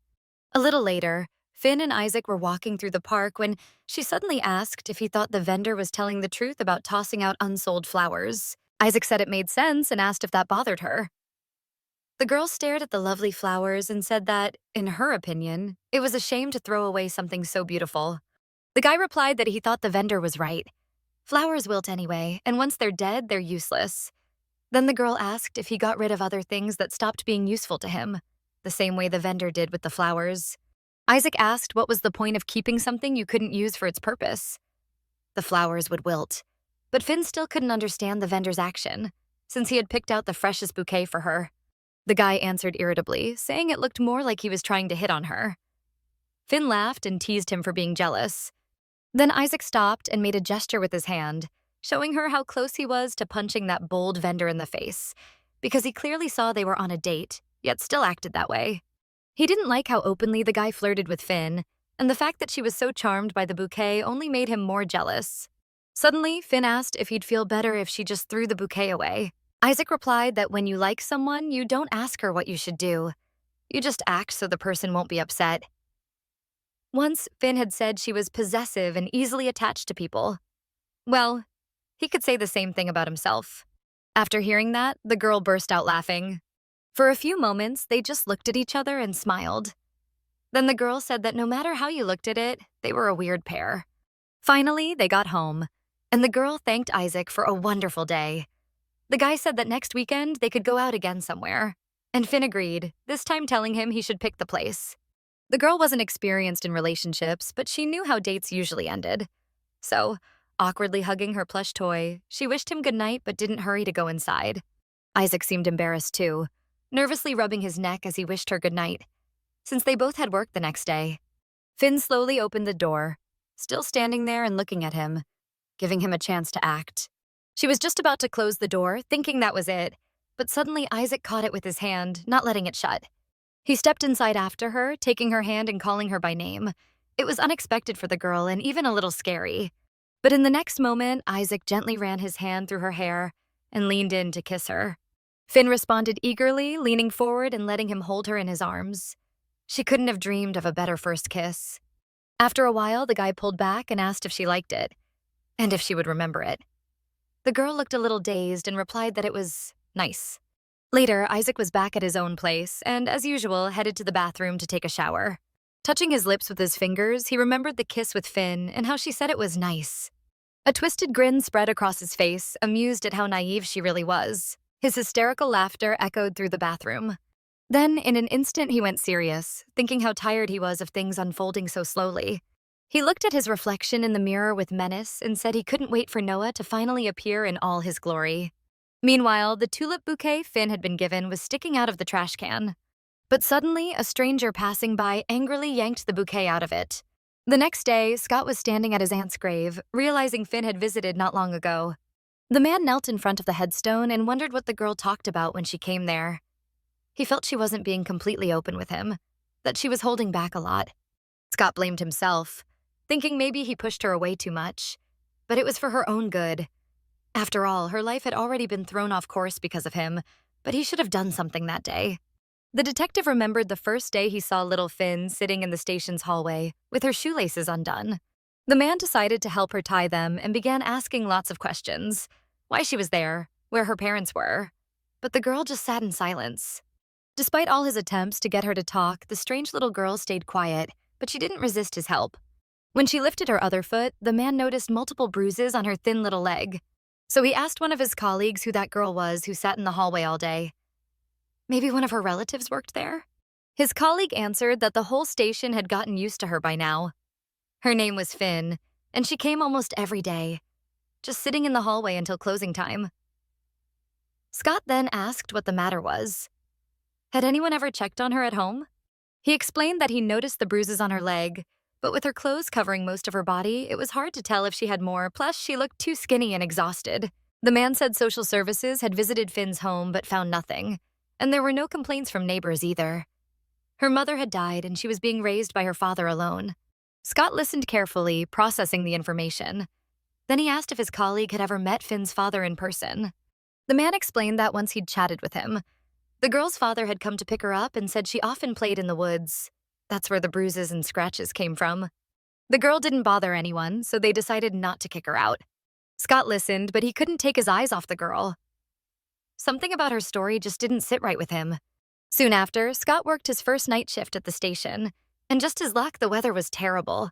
Heavy rain poured down, and he was soaked by the time he walked from his car to the building. As soon as he walked inside, a colleague called out and asked him to bring drinks into the interrogation room since he was already there. The atmosphere in the station was tense.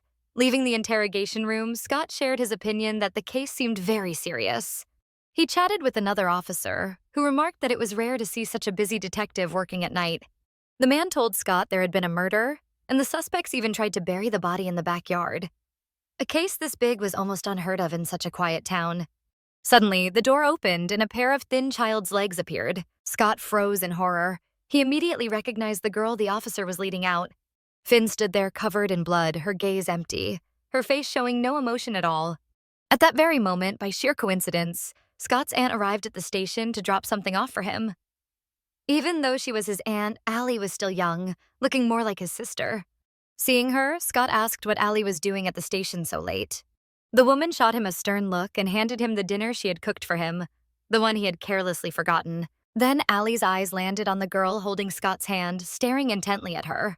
She crouched down to Finn's level and asked if she might be Scott's daughter from one of his many girlfriends. Then smiling, Allie teased that there was no way Scott could create such a beauty with his genes. Annoyed, Scott reminded her they were relatives and told her this wasn't the time for jokes. The girl had just suffered something terrible. Seeing him lead the girl out of the interrogation room, Allie's eyes widened in horror, and she asked if they could talk in private for a moment. They stepped aside and spoke. Allie was shocked to learn the girl was 14. She looked much younger, probably from constant malnourishment. The woman asked why Scott was handling her case personally. Didn't they have dedicated child officers? Scott explained it was a small town and the local station couldn't be expected to do much more. When he explained that they had requested a social worker, but no one would come at that hour, Allie anxiously asked if that poor girl really had to sit there all night. Allie then asked what would happen to her.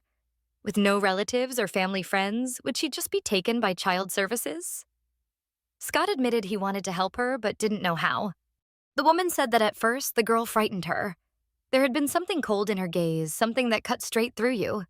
But now, knowing what her own father had done to her, Allie understood why such lifeless eyes stared out of that little girl's face. Scott said it was very late and thanked Allie for bringing him dinner, but he decided to give it to Finn. The next moment, the woman declared that Finn was coming home with her. She had decided to take her in. Sometime later, Scott visited Allie, and she told him Finn was doing fine, though she wasn't very talkative yet. The man asked if Finn was causing her any trouble, but Allie said not at all. Finn always tried to help whenever she could. In her opinion, the girl was very talented and bright. That's why whenever Allie thought of Finn's tyrant father, her fists itched. But unfortunately, Allie noticed Finn was still afraid of sudden movements, as if bracing herself for another beating. She asked if anyone had stepped forward to help Finn. She thought the girl could really use someone close and familiar at the court hearing. Allie sincerely worried for her and asked if Scott truly believed Finn could handle being a witness. He replied that it had been Finn's own choice, and no one pressured her. They couldn't make that decision for her. They weren't her guardians.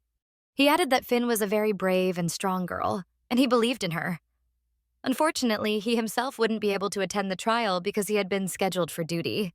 On the set day, The judge announced the case of 17-year-old Noaj Inoue, who had confessed to committing a serious crime, second-degree murder. Scott ran as fast as he could, hoping to make it in time at least for the sentencing.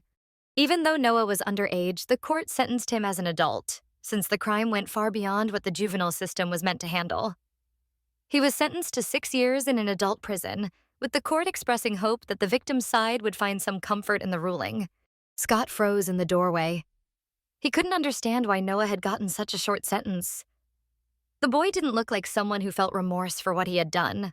The next moment, he heard Allie's panicked cries. Finn had fainted and couldn't come to.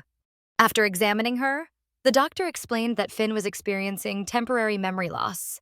She didn't recognize Scott or Allie and couldn't recall most events surrounding her father's death. Her brain was shielding her from the trauma. Scott asked if she would remember later, but the doctor replied that no one could give a 100% guarantee. The most important thing now was to create a safe environment for Finn and get her into therapy. Later, back at home, Allie and Scott discussed what to do. Their small town had no suitable specialist, and traveling to the city every time was too expensive. The man suggested maybe it was time to find Finn a new family. Hearing this, Allie was stunned. How could he be so heartless as to give the girl away at the hardest moment when she needed their help the most? Scott tried to argue that she had no family, no memory, and this might be the best chance to start fresh. But Allie stood up and shouted. Sooner or later, Finn would begin to remember, and they needed to be there to support her. The woman seemed deeply disappointed in her nephew. Did he really not care, just because they weren't her official guardians? Scott frowned and asked if it wouldn't be better if Finn never remembered at all. If she left this place, she wouldn't have to relive the trauma. Hearing that, Allie understood everything. She accused him of simply not wanting the girl to realize his guilt, that he had ignored the warning signs. He wanted to run from the problem because he knew that one day Finn would figure everything out and hate him. Scott was acting like a coward, nothing like his mother. The man broke down in tears and admitted she was right. He was a coward. He hadn't saved his own mother, and later, he hadn't saved Finn either. He considered himself a complete failure for not doing anything to prevent the tragedy. He blamed himself for the girl's ruined life. His mind drifted back to childhood, to that day when he just sat there, covering his ears, doing nothing to save his mother. Allie grew uneasy and apologized. She hadn't known Scott had blamed himself for her sister's death all this time. She hadn't wanted to pressure him over Finn. Evil people exist. That's the reality. And he couldn't keep taking the blame on himself every time something bad happened. She said she planned to adopt Finn once everything settled down. This girl was dear to her, and she wanted to see her grow up happy and live a normal life. The only thing she asked of him was that when the time came and Finn wanted to learn about her past, Scott must never lie to her. And now he stood at his aunt's grave, promising her and himself that today he would go see Finn. Meanwhile, Finn was asleep, dreaming a memory of how she, exhausted and bruised, once again ran into the woods and stepped into the river, wondering if life was still worth living.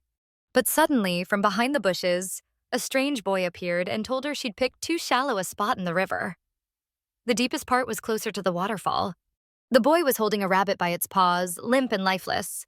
She was surprised and asked if he had really caught and killed the animal himself. The boy gave her a strange smile and proudly said yes.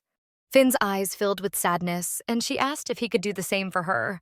But the boy replied that he wouldn't, because there was no point. Killing someone who already didn't want to live wasn't interesting. Finally, she woke up, and her first thought was that Isaac definitely wasn't Noah. But for some reason, the more time she spent with him, the more memories came back. That was the upside of staying close to him. Maybe then she'd remember even more. Her inner voice sneered again, telling her she was just making excuses to stay close to this guy. The voice in her head wouldn't shut up, always insisting that Finn was just using Isaac to fill the emptiness inside. That kiss with him had made her heart race. Her inner self asked if Finn would make Isaac swear, just like Noah, that he'd kill for her. Her inner monologue finally ended when she heard a knock at the door. Finn hesitantly opened it and saw Scott. The detective said she'd taken so long that he was about to break the door down. Sitting down on the couch, he asked why she'd stopped coming to his office, calling, or writing. The girl answered that he himself had asked her to bother him less. The man replied that it was true, but he didn't mean for her to cut off all contact. He admitted he'd been really worried about her. Finn told him there was nothing to worry about, that she was fine. Then she asked how the investigation was going and if they had a suspect yet. Scott said they were still at a dead end, and lately he felt more and more like maybe this job wasn't for him. The girl laughed and said if Aunt Allie heard him say that, she'd rise from the grave just to scold him. Scott pretended not to know and asked if she'd visited her grave. Finn answered that she had, just recently, with Isaac. That really surprised the detective. He even stood up and asked if she meant the same Isaac she'd recently called a psycho. The girl admitted she was wrong about him, that he turned out to be a good guy, and lately they'd been spending a lot of time together. Scott was genuinely curious and asked why. In that case, they hadn't started dating yet. That question made Finn nervous, and she fidgeted with her fingers. Then she admitted she'd thought a lot about Scott's words and decided to try living a normal life. So then it meant she really liked him and there was no other reason? The girl smiled and confessed that she really did feel good around Isaac. She told him about their trip to the amusement park. Thinking back, Finn started describing all the rides they went on. Then she burst out laughing, bright and carefree, recalling the funny moments. Scott froze, realizing he couldn't even remember the last time she had laughed so wide and free of worries. Finally, he gathered the courage to ask if she remembered what had happened the night her father was killed. At first, the girl froze as if slipping into a trance. Then all her good mood vanished and tears welled up in her eyes. She said she remembered saying something her father didn't like, and he started using force on her again. She remembered that at some point she thought it was finally over, that she'd stop suffering and leave this world. But suddenly, out of nowhere, Noah appeared and saved her. After that, she couldn't remember anything else and couldn't understand why Noah had been arrested. How had they even ended up at the station? She felt like she was missing something. It seemed to her that she'd heard someone's voice. Someone told her everything would be okay. At first, she thought she was imagining it, but then a blurry image of a boy sitting nearby surfaced in her mind. Realizing she was slipping into a kind of trance, Scott tried to reach her and asked if she was okay. The girl quickly came back to reality and apologized, saying she'd just been trying really hard to remember something. The man told her it was fine and apologized for suddenly bringing it up. Out of nowhere, Finn asked if there was a chance her memories were distorted, and that she was more involved in her father's death than she remembered. No matter how hard she tried, some pieces just didn't fit. And sometimes she thought that without her involvement, Noah might not have been able to do what he did to her father. Scott sat down beside her and gently took her hand. He said none of it was her fault. Victims often blame themselves, and she had gone through so much. Now that her life was finally stabilizing, she might feel like she didn't deserve it. But that wasn't true. Then Finn asked what if the only way she could truly be at peace was by remembering everything. The man replied that it might never happen, because her mind was protecting her. And only when it decided she was ready would all the memories return. Scott apologized for bringing it up and ruining her morning, then offered to make it up to her by inviting her out for a little walk. But right at that moment, he got a call from work and said they were already looking for him. Finn replied that they'd take a walk another time and thanked him for his concern. The girl gave a wide smile and truly looked happy. She said this job really suited him and that the criminals had been waiting for him long enough. Looking at her, Scott realized that at first he came because he thought she needed support, but now he understood that it was actually him who had been missing her. Meanwhile, Isaac was getting ready for a walk when his friend finally managed to call him. The guy couldn't understand why he hadn't been able to reach him for so long, and Isaac replied that he had been on a date. When his friend heard that he had gone on a date with Finn, the very same Finn he knew as well, he couldn't believe Isaac had actually pulled it off. Cutting off his chatter, Isaac asked why he had been calling so insistently, and the guy on the other end finally remembered and said he was calling to warn him about Scott. He explained that just the other day, the detective had asked him to dig up information on Noah. He wasn't sure if it was connected to the current case, but his gut told him Scott was going to dig into Noah and look for any dirt. And it was only a matter of time before the detective uncovered what connected Noah and Isaac. He was sure Scott would figure it all out, so his friend needed to stay alert. Isaac thanked him for the warning and replied that if anything happened, he knew how to deal with Scott. His friend smiled and asked, "Anything in the name of love, huh?" The guy smirked and answered that everything he did was for love. Just then, Scott walked out of Finn's apartment as Isaac's door opened. The man passed by him as if Isaac were invisible. Isaac followed him with a heavy stare, thinking how Scott and Finn still seemed inseparable. He carefully watched the detective walking away and decided that the man definitely noticed everything happening between him and Finn, so he needed to be careful not to raise suspicion. He was already running down the street when he noticed fresh news playing on the TVs in a shop window. The public was protesting, demanding answers from the police. Why hadn't they caught this serial killer yet? Women were becoming afraid to walk the streets. He stopped and kept watching the news. The reporter said the crimes were happening every 2 to 3 months, which meant another one was right around the corner. Isaac remembered how he had once stood in front of a TV just like this, watching the news back when he was still a teenager. He remembered that moment vividly, but he hadn't cared much about what Detective Scott was saying back then. What mesmerized him was a girl standing in the background, far behind, accidentally caught on camera. Isaac couldn't believe it had been Finn. He had finally found her. Sometime later, the guy locked himself in his room. His family knocked, calling him to dinner, but he didn't answer as if he wasn't even there. In the end, they decided that just meant more food for them. But in reality, Isaac was busy searching for Finn like an obsessed maniac. He remembered the uniform the girl in the news footage had been wearing and learned it was from Ridgepoint University. A few days later, Isaac was standing on the university grounds as if waiting for someone. Students were passing by, chatting about the upcoming vacation. Suddenly, he heard a girl's voice scolding him, saying smoking was prohibited on campus. The guy froze in shock. He couldn't believe his luck. Standing right in front of him was the very person he had been so desperately longing to see. He had finally found her. Finn. She said she didn't recognize him and doubted he studied there.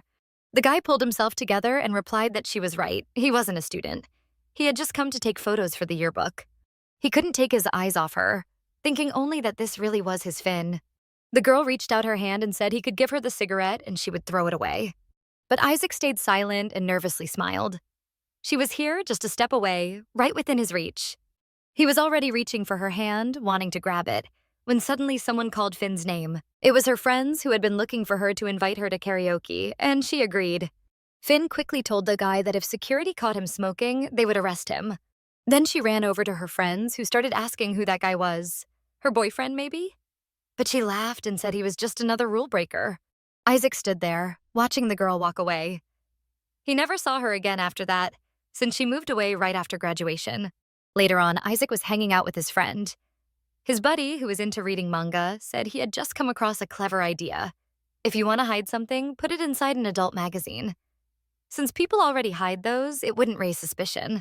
Meanwhile, Isaac was looking through the Finn's photos he had taken, and his friend asked if that was the same Finn he always talked about. The blonde guy couldn't believe it. He explained that this girl often came to their station because she was acquainted with his higher-ranking colleague. He'd heard that she was seeing a therapist after her father's tragedy, and that she had partial amnesia. Isaac kept staring at her photos, thinking that must have been why she hadn't recognized him. In his eyes, that was very convenient. When his friend asked who she was to him, his first love, Isaac scratched his head and answered, something like that. And he thanked him for going beyond his official duties and giving him information about Finn.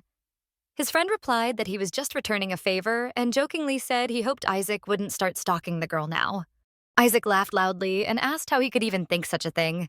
He just wanted to see an old acquaintance again. In the present, Isaac walked into a store after his run and called Finn, asking if she wanted anything. He found what she had asked for and kept chatting with her on the phone. As he was leaving the store, he thanked the cashier and waved. His head was turned, so he didn't notice someone else walking in. The next moment, he bumped into a girl who also hadn't seen him because she was glued to her phone. The girl was about to apologize, but when she saw who it was, she froze in silence. The guy gave her a cold look, not even thinking to apologize for bumping into her too. Then he simply walked out, waving his hand and telling her to be more careful and watch where she was going next time. The girl stood there in shock, watching him leave. She recognized him. It was Isaac. Finn was riding the subway, staring at her phone. A text from an unknown number popped up asking if she knew that flowers had meanings. Later, she sat in a cafe telling Isaac about the strange message. He said it sounded kind of weird. Then he told her not to worry. Maybe someone had a crush on her and managed to get her number. Finn's friends watched their conversation with curious smiles. They'd just found out the two of them were dating and couldn't believe someone had finally won Finn's heart. One of the girls was genuinely happy for her friend and didn't mind Isaac being around, but the other wasn't thrilled. She thought Isaac didn't give Finn any space and that he could have at least let her have lunch with her friends alone. Isaac didn't get what the problem was. He just wanted to have lunch together. But the girl pointed out that Finn had her own friends and needed some time for herself. She didn't need her boyfriend following her everywhere. Finn, on the other hand, didn't seem to notice her friend's little argument with Isaac. Her thoughts were too busy circling around the meaning of tulips. Then she noticed Isaac had this little habit of leaving his drinks unfinished. On their way back to the office, Isaac suddenly told her she looked great in her outfit today. He quickly corrected himself, saying she always looked beautiful, but it was the first time he'd seen her in cool tones, and in his opinion, blue really suited her. Finn didn't know what to say. She admitted she wasn't sure if he'd just complimented her or just wanted to talk about her clothes. Isaac smiled and said she was simply gorgeous. That's what he meant to say. But he didn't have the guts to blurt it out right away. He'd never been great at giving compliments. Finn's cheeks turned a soft shade of pink. She smiled, thanked him, and said it looked like blue might just become her favorite color now. Suddenly, one of their colleagues showed up and, apologizing, asked Isaac if they could talk in private. Isaac asked if it had to be right now. He'd wanted to walk Finn back to her desk. But Finn told him it was fine and said she'd go by herself. Isaac promised to stop by later. Evening came, and Finn was wrapping up her shift. Isaac suddenly appeared behind her, placed a hand on her shoulder, and apologized in advance that he wouldn't be able to walk her home because he had to meet someone after work. But Finn told him she was actually planning to work overtime anyway. She might even stay at the office all night. Isaac asked her to text him once she got home no matter what. Finn really did end up working almost till morning, so now she was heading home just as the rest of the city was waking up. The message from that unknown number still wouldn't leave her alone.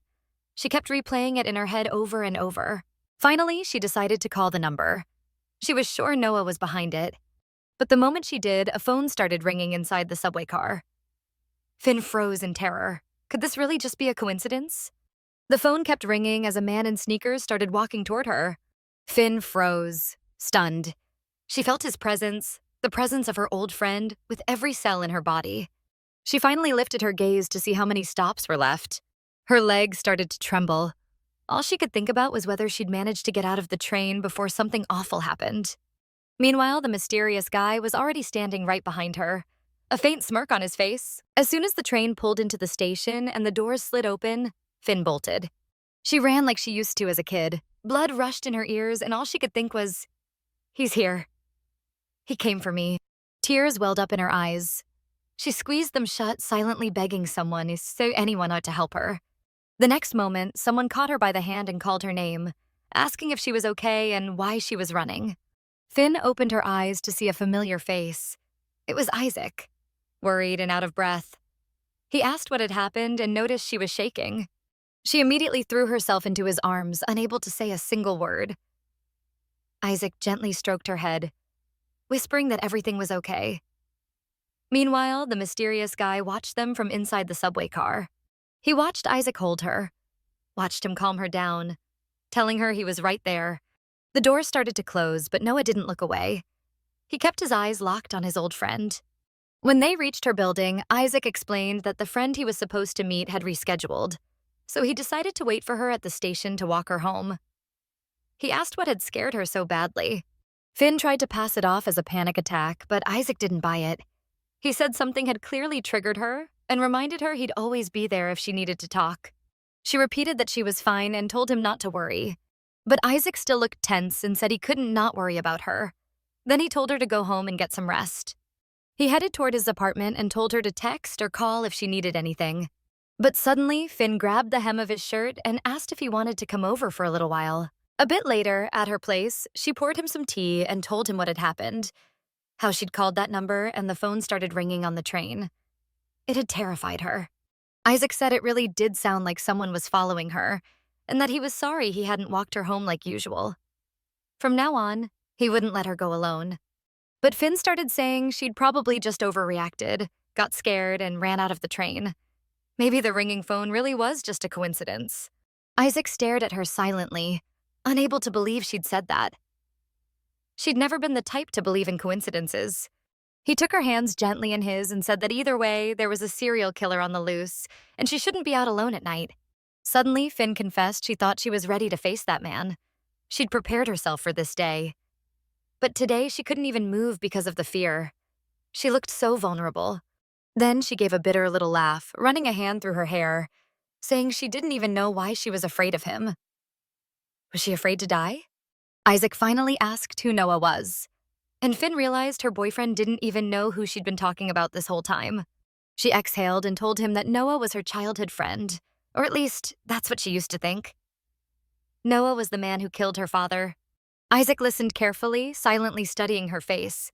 Finn went on, explaining that he was the first person she'd ever grown close to. She didn't remember much, but she remembered how he'd always listened to her stories, even when he clearly didn't care.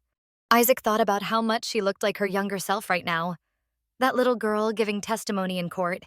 The story was the same. It felt rehearsed, like she'd been preparing for it all along.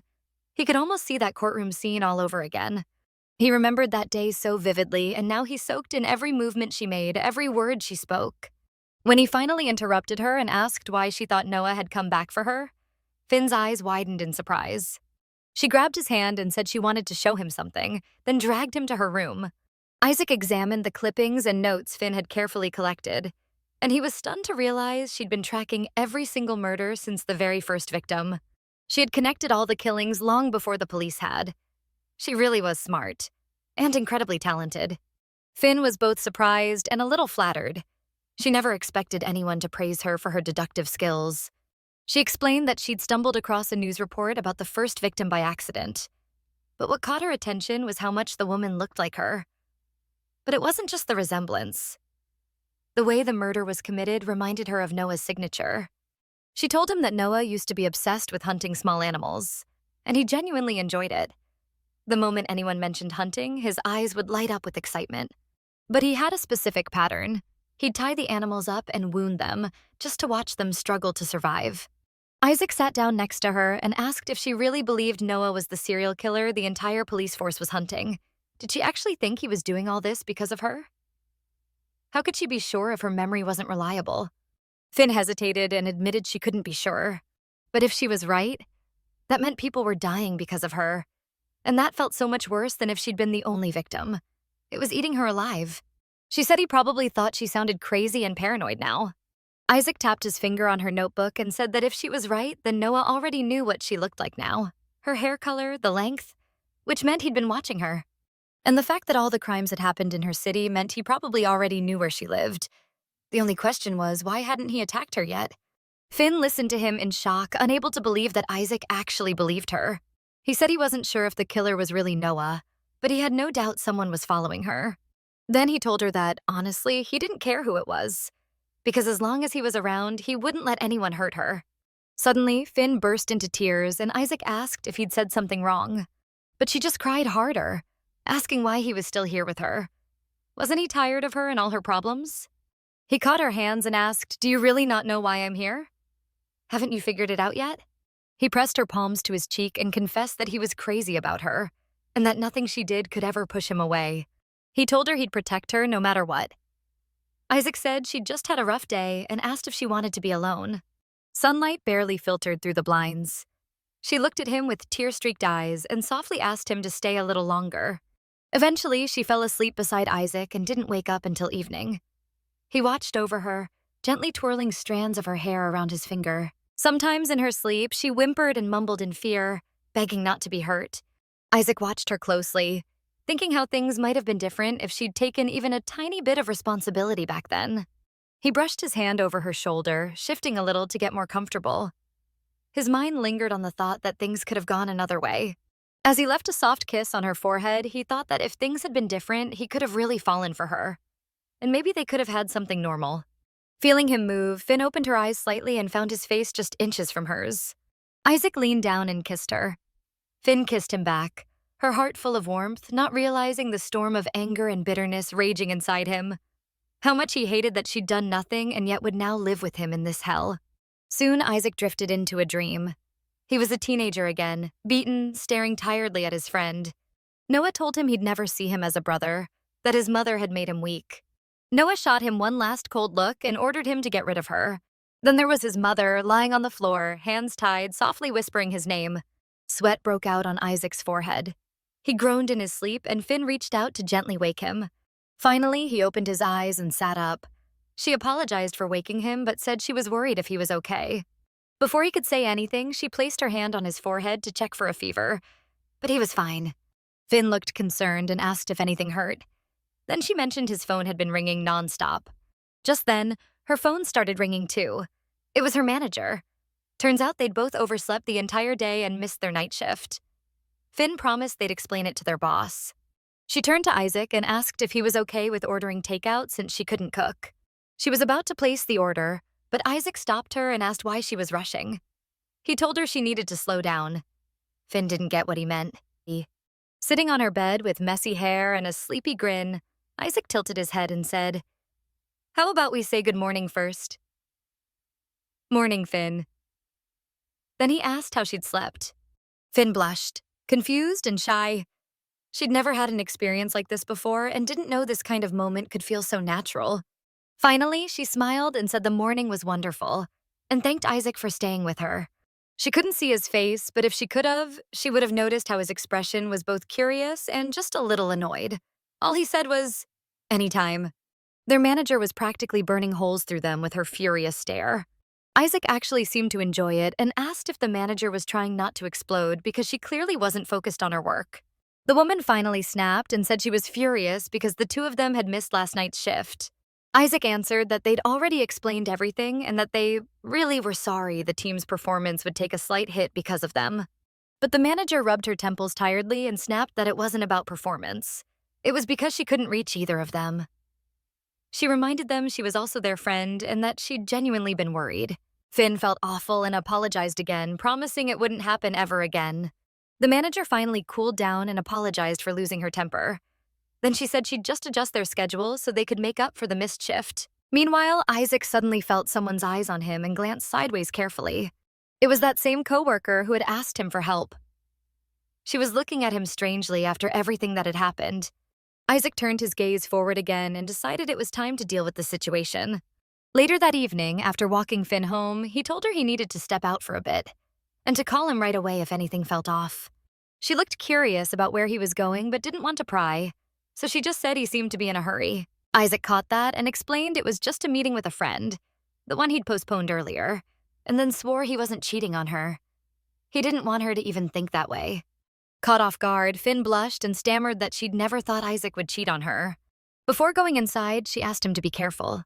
With an unreadable expression, Isaac turned and walked off, determined to settle something once and for all. A little later, he sat under a building, playing on his phone while waiting for the person he needed. First, he heard a soft meow, then saw a black cat staring right at him. He chuckled and asked the furry stranger if it was lost. And then, suddenly, she appeared. The girl he'd been waiting for looked shocked to see him outside her building. Nervously, she asked if he'd come to do it right now. But Isaac calmly said, first of all, he wasn't here for that, and second, he'd never agreed to anything like it. The girl quickly said they'd talk at the office and that he should leave. Isaac wasn't going anywhere. He looked her dead in the eye and said she'd never get from him what she wanted. She'd made a mistake, taken him for someone he wasn't. Everything she thought she knew about him wasn't true anymore. Panic flashed in her eyes. She begged him to leave right away, saying she'd be in trouble if he stayed. And then what she feared most happened. From the darkness, her boyfriend appeared, smirking and saying, well, looks like we've got a guest. We shouldn't keep him outside like that. He might get cold. The girl instantly fell silent. The guy sneered, saying she looked just like a criminal caught red-handed. He turned to Isaac and asked if she'd fed him some sob story and he'd shown up to play the knight in shining armor. Pointing at her, the man said she pulled stunts like this all the time, that she was just an attention seeker who couldn't be trusted. But Isaac stood up and asked, and what if I'm not planning to leave? What if I'm here to protect Eva? Meanwhile, Finn was at her computer looking up the meaning of tulips in the language of flowers. She found out tulips symbolize perfect and boundless love. And after World War II, they also became a symbol of freedom. Her thoughts were interrupted by a phone call. It was Isaac, calling from the hospital. Finn got ready as fast as she could, and when she walked into his room, she froze. Isaac was bruised and beaten, but he still smiled, happy that she'd come. He knew she'd have a lot of questions, but first asked her to sit down. She sat across from him, her face full of worry. She asked what happened. Was it a car accident? His face was covered in bruises. Had he been in a fight? But Isaac acted like nothing happened and just asked how she slept and if she got any rest. Hearing that, Finn got angry. She'd been worried sick, and he was acting like everything was fine. Why was he worried about her when he was the one in a hospital bed? His left hand was covered in scrapes. How had it come to this? Isaac nervously covered his hand and said he didn't want to bother her while she was sleeping. Finn puffed her cheeks in frustration and said he wasn't even telling her what happened. That's when Isaac finally confessed that the night he said the meeting with his friend didn't happen, he'd actually met with her coworker, Eva. He explained that they met briefly because she'd asked him for help with something serious. She wanted him to get rid of her boyfriend. Finn was shocked and said that was such a strange thing to ask. Why him? Isaac said Eva had gotten the same wrong idea about him that Finn once had. He looked a little hurt and asked, "Do I really give off psycho killer vibes?" Basically, Eva had asked him to deal with her abusive boyfriend. Killing was never part of Isaac's plan, so he came up with the only solution he could think of. He said that once he learned what she was going through, he couldn't just ignore it. The guy was a total jerk. The moment the guy saw Isaac, he started a fight. Isaac let him land a few punches on purpose so he'd have something solid to use against him when he called the cops. But he didn't expect the bastard to pull out a box cutter. Things got messier than planned before the police finally arrived. "But hey," he said with a crooked grin, "the worse it looks for me, the longer he's gonna be locked up." No reason to be upset. At least Eva's free now. Finn just stared at him in shock, asking how he could smile and act so calm in a situation like this. Isaac hurried to explain that he wasn't laughing. He just didn't want to make Finn worry even more. She told him he could have died. She had genuinely been scared for him. He smiled and admitted that, in a way, he was glad he ended up in the hospital, because seeing how worried she was gave him hope. Hope that maybe she'd fall for him even more. Hearing something so bold made Finn blush. He really was insane, a beautiful kind of insane. Isaac just smiled at her silently, and she made him promise he'd never hurt himself like that again. Finn had just stepped out of the elevator when she overheard her friends gossiping about Isaac and the fight that landed him in the hospital. One of the girls said she wasn't surprised. He had that troublemaker look in his eyes. The blonde girl replied that Isaac had always seemed nice and friendly to her, but her friend said she'd heard he'd been fired from his last job after getting into conflicts with his coworkers. The girls were so wrapped up in the conversation, they didn't notice Finn standing behind them. Disappointed, they immediately started apologizing for gossiping about her boyfriend. They shouldn't have talked behind his back. But Finn reassured them that Isaac probably wouldn't have cared. He would have just laughed. And if they really wanted to know about his old job, they could just ask the manager, since she used to work with him. The girls then said Finn had changed for the better since she started dating Isaac. Aside from the occasional lateness and that one missed shift, they were happy to see things going well between them. Out of the corner of her eye, Finn spotted Eva heading toward the women's restroom. She remembered Isaac asking her to stay away from Eva and the whole mess with her abusive boyfriend. He'd told her Eva had a rough life and was still surrounded by dangerous people. He'd promised to check out of the hospital that evening and walk her home. Finn had promised she wouldn't get involved. Just then, one of her friends said their break was almost over and they needed to get back to work. But Finn suddenly said they should go on without her. She needed to stop by the restroom. She lingered at the mirror, fixing her hair on purpose, waiting until Eva finally came out of the stall. When her coworker leaned over the sink, Finn suddenly said she'd always wondered why Eva wore such covered-up clothes, even in the heat. Now everything made sense. Eva looked at her and said Finn had chosen a very interesting way to start a conversation. "So, Isaac told you everything?" Finn asked why, out of everyone, Eva had gone to Isaac for help. But Eva turned to leave and said there was nothing more to say. If Finn was that curious, she could ask her boyfriend directly. Finn then told her that Isaac had warned her to stay away from Eva. That made Eva freeze. She spun around, grabbed Finn by the shoulders, panic in her eyes, and told her to stay away from Isaac, for her own good.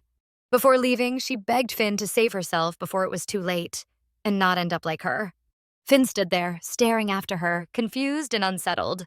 When the workday ended, Finn didn't rush home. She planned to finish what she'd started earlier and waited until Eva left the building. Isaac called her. He wanted to meet her after work. But she silently apologized to him in her mind, declined the call, and slipped the phone into her bag. Even though she'd promised not to get involved, knowing what Eva had been through, Finn couldn't just walk away. Once Eva was far enough from work, Finn finally called out to her. Eva turned around, shocked. She couldn't believe Finn had followed her. "Now I see why you and Isaac make such a perfect pair. You're both crazy," she snapped. Finn ignored the jab and told her she wanted to talk. Eva grew uneasy and apologized for asking her boyfriend for help. She still didn't understand why Isaac had let himself get beaten up like that, but she didn't have anything else to say. But Finn wasn't here to talk about that. She confessed that once she'd asked someone to get rid of her father, and had carried the guilt ever since. She threw Eva's own words back at her, telling her to save herself before it was too late. The two of them ended up at a small playground. Eva started to talk. She said she'd grown up watching her father abuse her mother, and whenever she tried to defend her, she got hurt too. She'd begged her mom to run away from him, but every time her mother believed it wouldn't happen again. But it always did. Eva never understood why her mother wouldn't leave, not even for her. Eventually, she started to believe she didn't matter if her own mother wouldn't protect her. She swore she'd never be like her mom, but she'd been wrong. As soon as she could, Eva moved out, hoping for a better life. But everything went downhill fast, and then she met that bastard. At first, he made her feel special. He showered her with compliments, made her feel loved and happy. She craved that feeling, but her whole life she'd only known pain. So when someone showed her even the tiniest bit of kindness, she mistook it for love, because she had nothing else to compare it to. Finn listened closely, fully understanding what Eva was saying. Eva admitted she finally understood her mother, what it's like to hold on so tightly to the good parts, even when they're surrounded by pain. Finn asked what had happened. Had Eva finally reached her breaking point? Eva said yes. One day, she realized she couldn't be the victim anymore. Finn then asked why she hadn't gone to the police. Eva gave a bitter smile and said the cops didn't believe her because of her criminal record. Once you've got a record, no one cares what happens to you. Later, her boyfriend found out she'd tried to turn him in and threatened to leak her private photos online. That's when the trap closed. That's why she'd turned to Isaac, out of sheer desperation. But now she was grateful he hadn't done what she'd asked. She said she was relieved her boyfriend would spend some time behind bars. It gave her a chance to run to another city and start over. But Finn suddenly said they couldn't just leave it at that. She had a detective friend who could help Eva. Soon, Eva brought Finn to her apartment and showed her laptop and phone. On them was enough evidence to charge the man with blackmail, get a restraining order, and add time to his sentence. Finn told her that Scott would definitely help, and Eva asked if Finn had ever thought about becoming a detective herself, because she clearly had a knack for it. She admitted that when she was younger, she used to spend a lot of time hanging out at the police station, going through their files. Suddenly, Eva asked why Finn was even helping her, especially after everything she'd done to Isaac. Finn said she often asked herself how different her life would have been if someone had helped her back then. What if her father hadn't been killed? Would her life have turned out normal? Would she have found a new family? Real friends? Hearing this, Eva apologized in advance, knowing it was a sensitive topic, but still asked how Finn's father had died. Before Finn could answer, their conversation was cut off by a loud banging on the door. Eva's boyfriend was pounding on it, yelling for her to open up. Eva's face went pale. He wasn't supposed to be out this soon. She ordered Finn to hide in the bathroom while she distracted the bastard. A few seconds later, the man kicked the door open and shouted, demanding to know why she hadn't answered him. When he finally saw Eva, he smirked and asked if she was surprised to see him so soon. "Guess luck's not on your side this time," he growled. Meanwhile, Isaac had just gotten home and was sitting on his bed, wondering where Finn had gone, when a text suddenly popped up on his phone. It was from Eva. She was begging him to come right away. Finn was in danger. Isaac's eyes went cold, burning with a sharp, icy fire. A few days earlier, Eva had finally tracked Isaac down and told him she was sure she hadn't misjudged him. Isaac wasn't amused when he showed up. He told her to shut up and get to the point. What did she want from him? Eva smirked and warned him to be careful, or his good guy at work mask might slip. Then she got serious. She promised to keep her mouth shut, not tell Finn a thing, even quit her job. In exchange, he had to get rid of her boyfriend. Isaac stared at her, thrown off. Was this really why she called him? She explained that her boyfriend was a monster. He'd wrecked her life, and she could never escape him unless he disappeared. Isaac gave a crooked smile. And why exactly would I care about any of this? He couldn't believe she was serious. But Eva said he didn't have a choice. If he refused, she'd tell Finn everything about his past. He rubbed the back of his neck. "If I'm so dangerous like you say, why'd you meet me alone at night?" But Eva said she wasn't scared. She could protect herself. Isaac let out a long, bitter breath. That's kinda ironic. If you're so tough, why not use that fight on your psycho boyfriend instead? Now Eva stood frozen, staring at her boyfriend, asking herself why she always froze up around him. He stormed into the apartment, furious, yelling about how miserable it had been in that tiny cell and how awful the food at the station was. Leaning toward her, he demanded to know where she was hiding that crazy psycho. He was sure she'd been with him. He ranted that the guy had to be insane anyway. Who the hell smiles while getting beaten up? He started yelling through the apartment, demanding that the bastard come out. He was convinced Eva was planning to run away with him, but she tried to calm him down, swearing it wasn't like that. Suddenly, he noticed the bathroom door was locked. Inside, Finn was sitting against it, her whole body shaking. It felt like she was a little girl again, hiding from her own father the same way. Outside, Ava's boyfriend cracked his knuckles, certain Isaac was behind the door, and got ready to break it down. Finally, Eva gathered her courage and shouted at the top of her lungs, ordering him to get out of her house. She reminded him he had no right to be there. He didn't pay rent, didn't even work, and she threatened to call the cops. But he just shoved her and started yelling, calling her ungrateful. He screamed that she was nothing without him, that without him, she'd sink straight to the bottom. Hearing the sounds of the struggle, Finn finally snapped out of it, stood up, and decided to act. Eva was terrified, begging him to stop, promising she wouldn't do anything like this again. That moment gave Finn enough time to slip out of the bathroom, grab a bottle, and smash it against his head. As he clutched his head, dazed, Finn yelled for Eva to run. She was about to follow her when she suddenly felt him grab her by the hair. Finn screamed at Eva to keep running and not look back. Tears welled up in Eva's eyes. She knew it was wrong to leave her, but she shouted that she'd bring help as fast as she could. Realizing Eva had escaped, the man roared with rage and shoved Finn. He was furious Eva got away, and the pain in his head made it worse. He swore Finn would pay for this. Looking around, he cursed at the mess and called his girlfriend useless. Where'd she even get all these new friends, huh?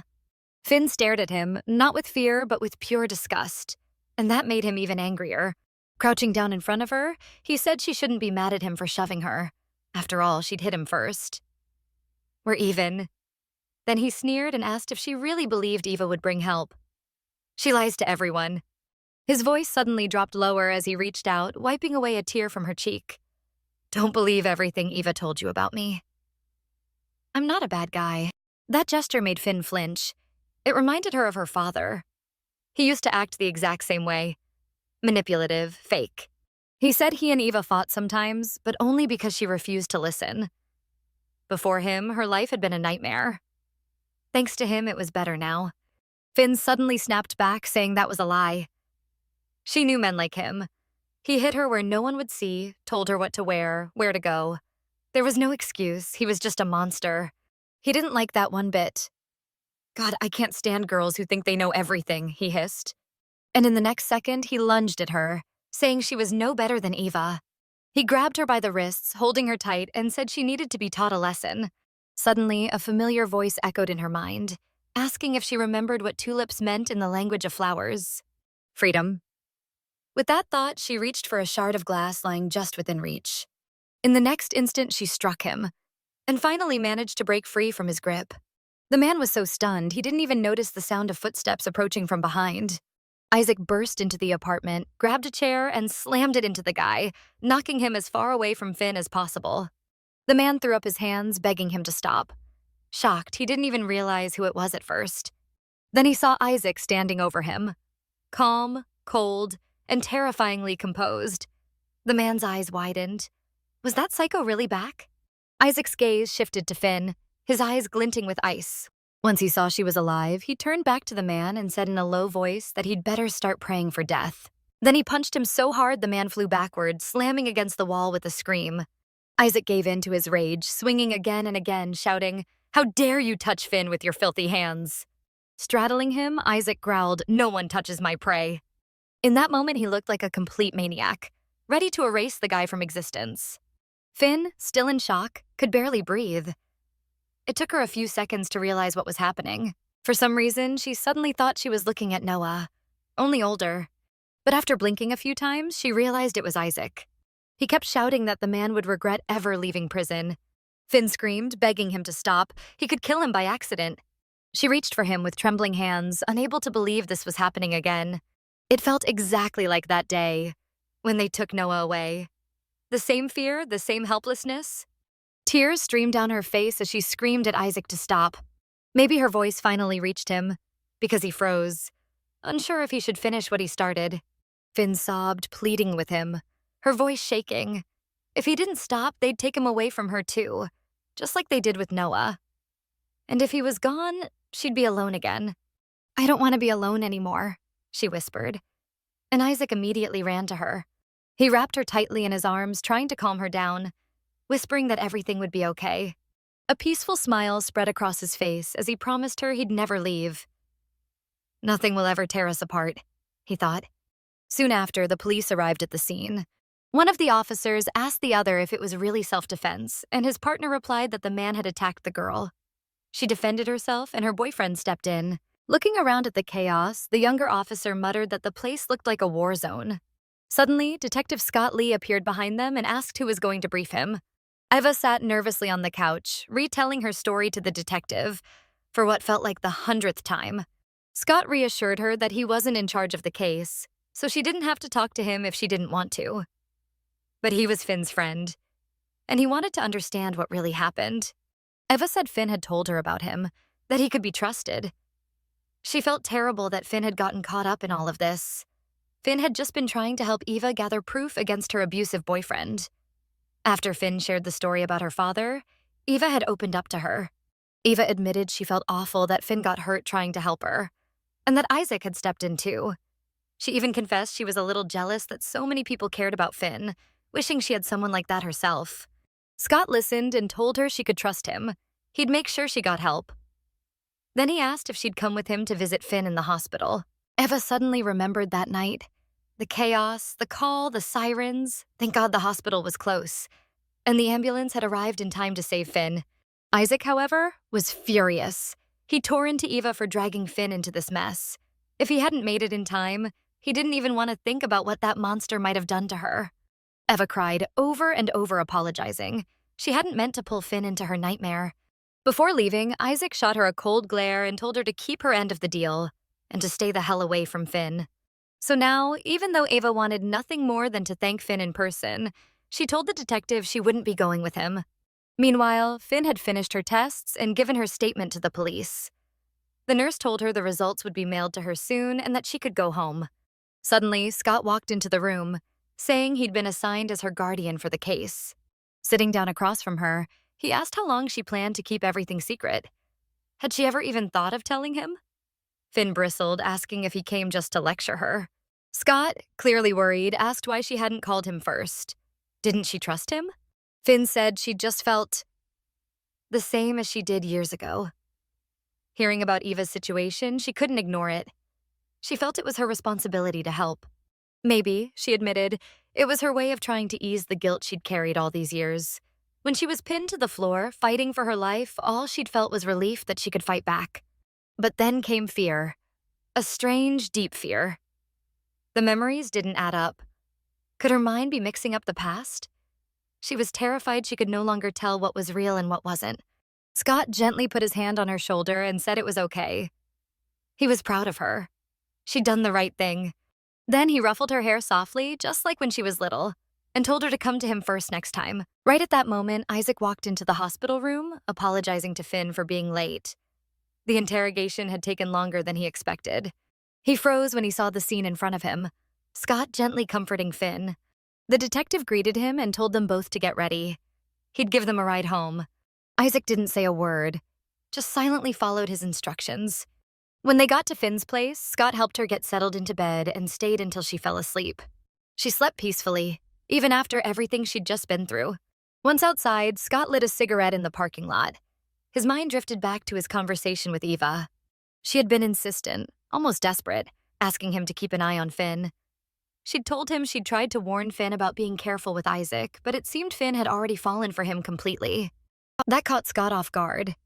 He asked if she was really talking about that Isaac, the same one who'd saved Finn.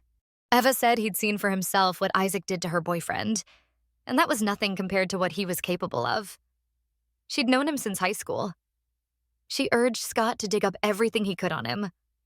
Then she told him his real name. So now, Scott called his assistant and told him to dig up everything. Family ties, documents, any mention or record at all. He needed every scrap of information he could get on Isaac Inoue. Meanwhile, Isaac went home, and memories from their youth came flooding back. His mother smiled, brushing his hair, telling him what a handsome boy he was, and how much he and his brother looked alike, almost like twins. His aunt looked uncomfortable and pointed out that Isaac and Noah weren't related by blood. But his mother replied that it didn't matter to her. Noah was her husband's son, and that made him her son too. When everything was ready, the photographer, a young man, asked them all to hold still and get ready for the shot. The family portrait was taken. The young woman sat on the couch, holding Isaac close, while Noah stood slightly behind them. It was obvious no one except the mother was happy about it. That night, a fight broke out in the kitchen. Noah refused to pray, and his stepmother refused to feed him until he prayed with her and Isaac. Isaac had always been quiet and obedient, so he stayed silent even though the situation made him deeply uncomfortable. His mother was a devoutly religious woman, and after her husband's death, her mind began to unravel. She blamed Noah for blasphemy, convinced God was punishing them because of him, that their family was cursed. Noah listened to her rant with a blank, detached expression. She cried, mourning that she hadn't been able to guide her son to the righteous path. Now surely they were all bound for hell. Noah just smirked and told her she could starve if she wanted. He was leaving. She screamed, asking if he was going to that girl again. Her father had already warned Noah to stay away from her. She ordered Isaac to follow his brother and make sure he didn't get into trouble. Isaac had no choice. He ran outside. The neighbors were whispering as usual. They all knew she'd lost it a long time ago. Turning the corner, Isaac stopped. Noah was there. With Finn. She was already waiting for him. That girl, the same girl he later saw at the station. The night her father was killed, she just sat there, blank and numb. And then he remembered her tear-streaked face in Eva's apartment. Was she really crying out of fear of losing him? He texted Finn, asking if she was awake. The notification sound instantly snapped her out of her restless half-sleep. She replied that she wasn't asleep, and apologized for not listening to him. Isaac asked if he could come over. She didn't want to be alone. A short while later, he was at her apartment with takeout.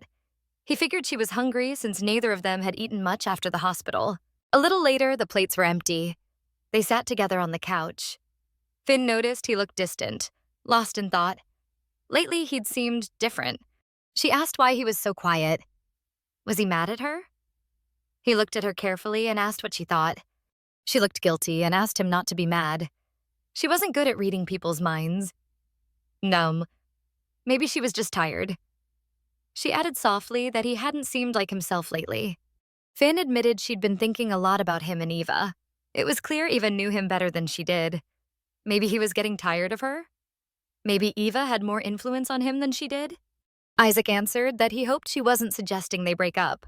Finn had plenty of reasons to worry, but he was just tired. Nothing else had changed. Relieved, Finn hugged her knees and admitted she felt cursed. Like everyone who got close to her ended up hurt. Isaac sighed and said things couldn't keep going like this. If she kept drowning in her pain, she'd never find a way out. She wasn't the only broken one. He'd told her that before. He too had watched someone he loved get taken away right in front of him by someone he trusted completely. It changed everything. He was just as damaged as she was. But when he chose her, he accepted her as she was. If she wanted this to work, she'd have to accept him too. Or she could walk away now. This was her last chance. But before he could finish, Finn leaned in and kissed him softly. Isaac didn't even seem surprised. All he thought was that she had no idea how dangerous she really was. He took her kiss as an answer, pulled her closer by the back of her head and kissed her back. He loved how soft and warm she felt. She had this quiet power over people. They adored her, followed her, without even realizing it. And she had no idea how strong that made her. Finn straddled him, pressing closer. Isaac held her, kissing her back, thrilled by the feeling that she was his. Their breathing grew heavier. When he asked if she wanted to go to her room, she nodded. He carried her to her bed, and before laying her down, he kissed her gently once more. The girl pulled him down with her, and they kept kissing. After everything they'd just been through, it was exactly what they both needed to forget for a while. For a moment, he paused and studied her face. Her eyes were shining, her cheeks flushed. Isaac thought about how vulnerable and open she was right then. She had no idea how defenseless she was, completely in his hands. He could end it all right now if he wanted to. But instead, he gently caressed her cheek and told her she could still stop him, because later he won't be able to control himself. Finn looked up at him with those big, hopeful eyes and said she knew he'd never hurt her, right? For a heartbeat, Isaac froze, then quietly answered, "No." Not this time, he thought. Then Finn pulled him closer and whispered that she wanted to be with him. Their lips met in a long, tender kiss. The room filled with the sound of their heavy breathing. Isaac knew the day she remembered everything would be the moment he'd finally taste real satisfaction. Detective Scott sat over the case files, going over the details of the crimes. Like him, his colleagues also noticed big differences between the first two victims and the third. A lot pointed to there being two killers, but the question was one of them a copycat? Or were they connected? His coworkers remarked that Scott looked awful. This case was wearing him down. The woman knew something had happened to Scott's ward and wanted to ask how the case was going, but he told her he wasn't directly involved and that Finn was okay. He knew what would come next, a lecture, so he asked her not to start. Instead, he asked how her search through the flower shops was going. She said she had no idea the flower business was that big in their district. Most of the stores didn't even keep sales records anymore, and many didn't have functioning surveillance cameras. Scott wasn't surprised. He figured the killer had no real connection to the victims, so digging into their pasts wouldn't help much. The guy was careful not to leave traces.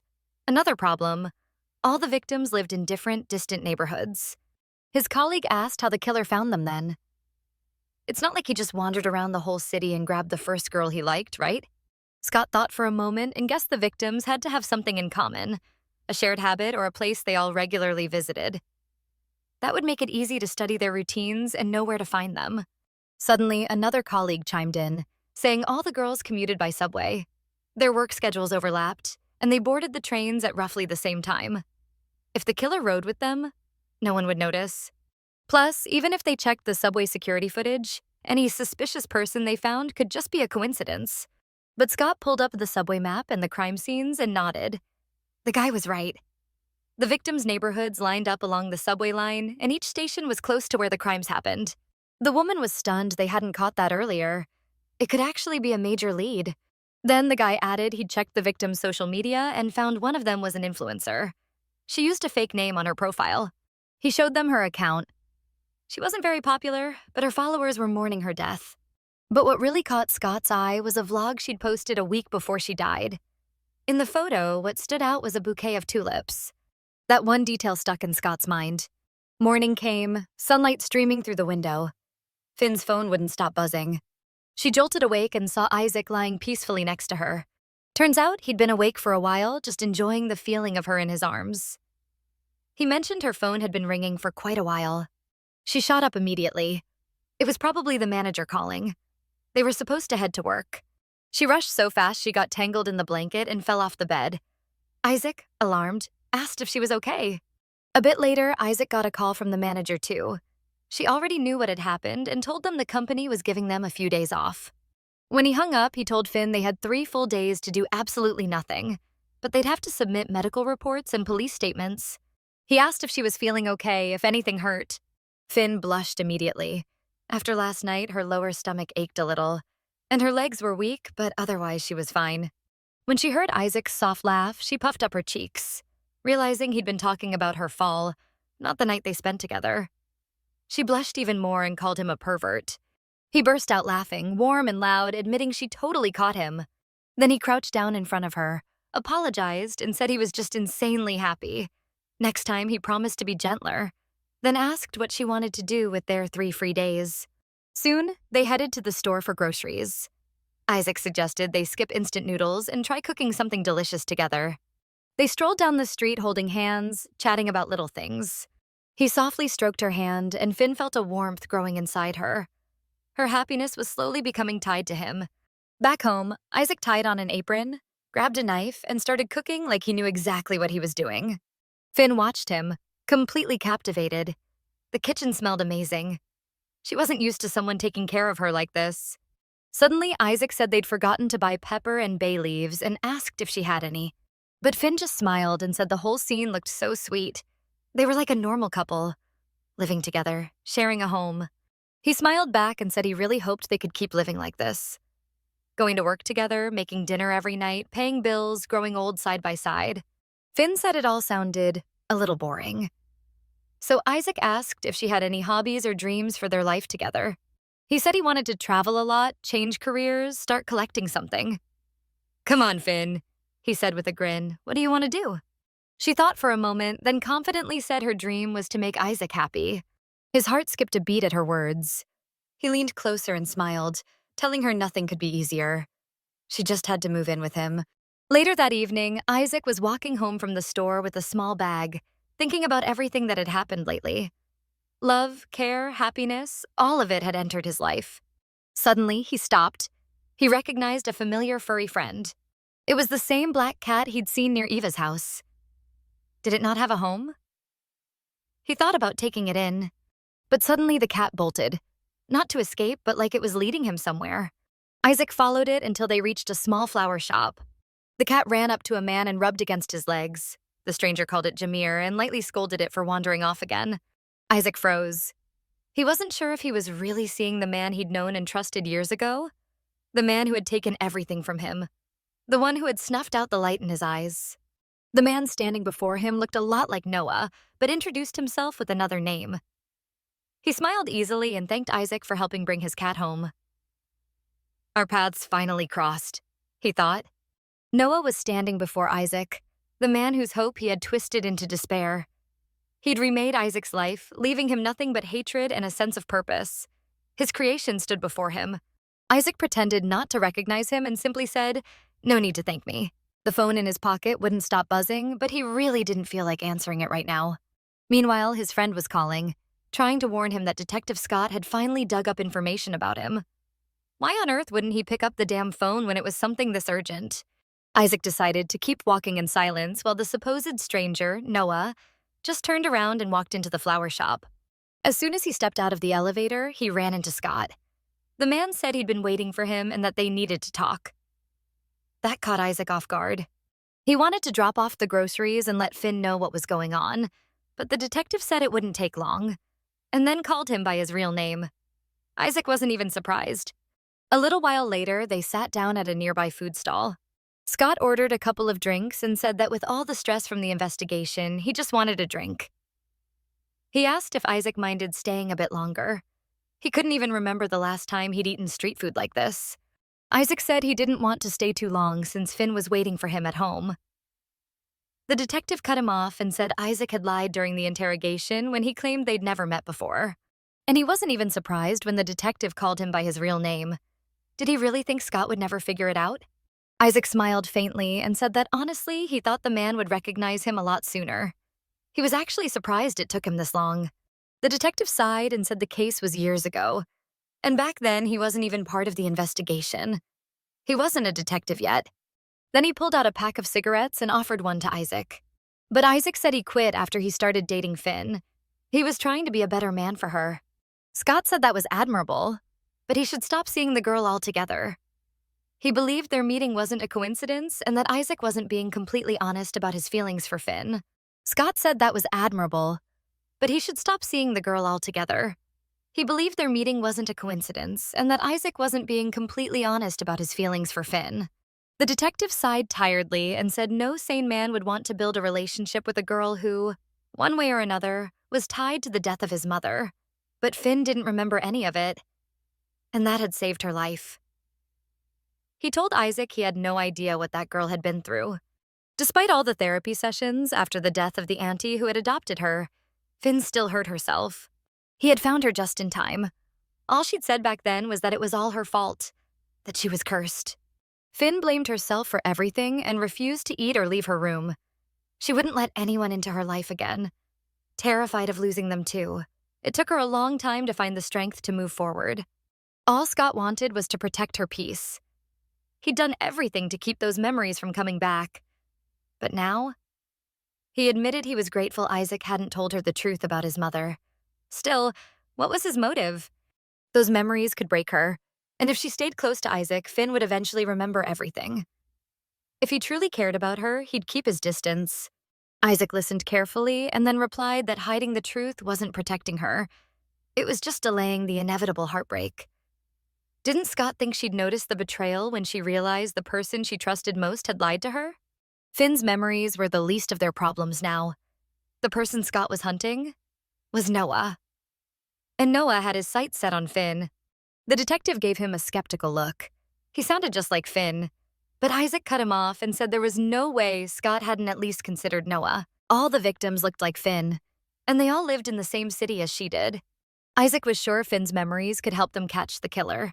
She knew Noah better than anyone. Scott was surprised. The two of them really did think alike. But was he actually suggesting they use Finn to solve this case? Isaac started ticking off his fingers, listing the similarities between Finn's father's murder and his mother's. Noah had killed them both, using his own signature modus operandi. The detective countered that Isaac himself was suspicious, too close to both the victims and the suspect. Maybe he should be on the list of suspects too. Isaac replied that his work records and location data would confirm his alibi. It was up to Scott what to do with the information he'd shared. But Isaac was determined to stay by Finn's side when her memories returned. He looked the man straight in the eyes and said, "Let me protect Finn." If he was right, Noah was either leaving messages for Finn or using the murders to trigger her memories. The restraining order meant he couldn't approach her, but he knew about her obsession with investigations. He could be leaving clues on purpose. Isaac believed that Finn and Noah still had a strange bond, and once she remembered everything, she'd find a way to seek him out, because Noah would make sure she came to him. Whatever he had planned, it wouldn't end well for Finn. And since Scott was the lead detective, he couldn't guard her 24/7. Isaac promised him he'd watch over Finn while Scott made the city safe again. And the detective understood. The guy had a point. He said he'd think about it. Isaac also told him that he and Finn had decided to move in together. If Scott still didn't trust him, he could tell her not to do it. But Isaac liked her and wasn't planning to give up that easily. A little later, the detective walked down the street, replaying their conversation in his head, piecing together everything he'd learned like a puzzle. He really did have a lot to think about. When he got back to the precinct, he saw his colleague Jay and asked if she was just heading home. She laughed and said there'd been a ton of work. Then teasing, she asked how his talk with Finn's boyfriend went. Scott leaned tiredly against the door and said those two were planning to move in together. They sat on the bench outside, and the woman said that even though things were moving pretty fast, it might actually make Finn safer. Scott said he didn't mind, but he was worried. Finn had changed a lot lately. He wondered if she might be rushing things, maybe even falling under the guy's influence. Jay looked at him and said Finn was a grown woman, and in love for the first time seriously. People change when that happens. She thought Scott just wasn't used to seeing her this way. Then she asked if his recent request to dig up information on Isaac was connected to this. Had he really found something so important that it required a personal conversation with the guy? The detective admitted he had indeed uncovered something and revealed that Isaac was Noah's half-brother. The woman was shocked. Was it the same Noah who killed Finn's father? She thought it was such a small world and how incredible it was that they had met again after so many years and fallen in love. But Scott assured her their meeting hadn't been a coincidence. He was certain Isaac had deliberately sought Finn out, and the rest had simply fallen into place. Jay grew tense and asked if, in that case, Isaac shouldn't hate Finn. After all, she had testified in court against his half-brother. Scott fell silent for a moment, then replied that wasn't the case. That night, there had been 2 victims.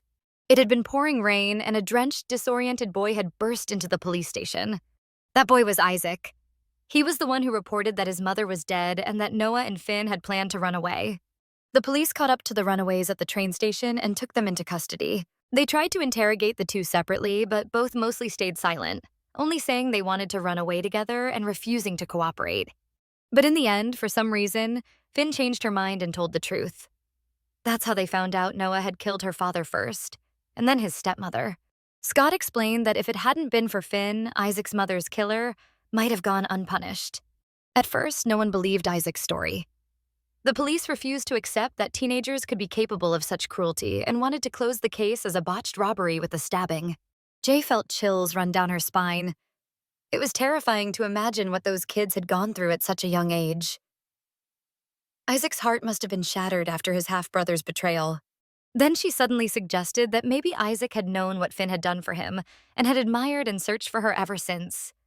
It sounded so romantic, like a drama plot. She said there simply couldn't be any other reason. In her view, Isaac just wanted to protect Finn now. But Scott still had his doubts. He admitted it would be nice if that were the truth. The detective wasn't sure if Finn remembered it, but before giving her testimony, she'd told him something. He'd told her she didn't have to testify against her friend, but the girl had replied that she had to. She said she had to prevent another monster from being born. Back then, Scott hadn't understood what she meant, but now he thought she'd been talking about Isaac. After years as a detective and seeing countless cases, he realized that victims of violence or injustice, if they received proper support, often found the strength to move forward. But in most cases he'd worked on, the criminals had also once been victims of injustice and neglect. In this vicious cycle, there were two paths: remain the scapegoat or become like those who hurt you. That's what made Scott wonder. Had Finn really managed to save Isaac that night? Meanwhile, Isaac returned home and quietly closed the door behind him. A wild grin spread across his face. He wondered if that arrogant bastard had finally found the guts to show his face. He started laughing hysterically. Did Noah really think Isaac wouldn't recognize him? What kind of reaction was he expecting? Isaac couldn't be wrong. He would never forget that bastard's face. He was sure Noah had deliberately orchestrated their encounter. Maybe Noah was getting nervous because Isaac had gotten too close to his precious little princess and was trying to scare him. Isaac couldn't believe Noah was stupid enough to settle right under Finn's nose. If he'd wanted to get to her, he would have found a way long ago. Noah was far too precise and cautious to ruin his perfect setup like that. Isaac was convinced the guy had planned everything carefully to quietly get close to the girl and walk away unscathed. Isaac realized he'd gotten too carried away and rushed things. Finn's memory hadn't returned yet, and he needed to make sure Detective Scott didn't suspect a thing. He wasn't about to let himself become the scapegoat again, so he had to pretend to play by the detective's rules. When he entered the room, Finn immediately rushed to him, hugging him tightly and anxiously asking why he'd been gone for so long. He hugged her back and apologized, saying he'd run into an acquaintance on the way home. He asked what she'd been doing while waiting for him. Finn kept holding him like she was afraid he might disappear, saying she had just showered and waited. Isaac caught the scent of her shower gel and said she smelled really good. She buried her face against his chest and admitted she'd been worried he might not come back, afraid something had happened to him. He apologized again for scaring her and asked why she hadn't gone out to look for him. Finn looked at him with wide, innocent eyes and said that he'd told her not to leave the house no matter what happened, and she'd obeyed because he'd promised to come back. Isaac laughed and pulled her closer, saying he had indeed promised her that. He was pleased she'd listened to him and said that from now on, everything he did would be to make sure they were never apart. He expected her to believe him no matter what he said. Then he asked if she would swear to always choose him, no matter the situation. Finn pressed her face to his chest and said she would. Finn dreamed a memory of when she and Noah sat in the forest under the shade of trees. The girl confessed she liked him so much she wanted to spend her whole life with him. But Noah smirked and told her she was terrible at lying and didn't know when to give up. The girl had thought that if Noah believed she was attached to him, he'd grant her request. But it turned out she was a terrible liar. The boy asked why she hadn't just finished what she'd planned to do by the river that day. Finn replied that such a meaningless death didn't suit her.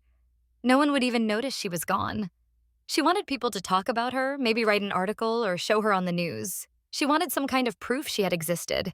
Noah replied that the flowers around them were far more alive than she was, and that he'd get more pleasure from picking them.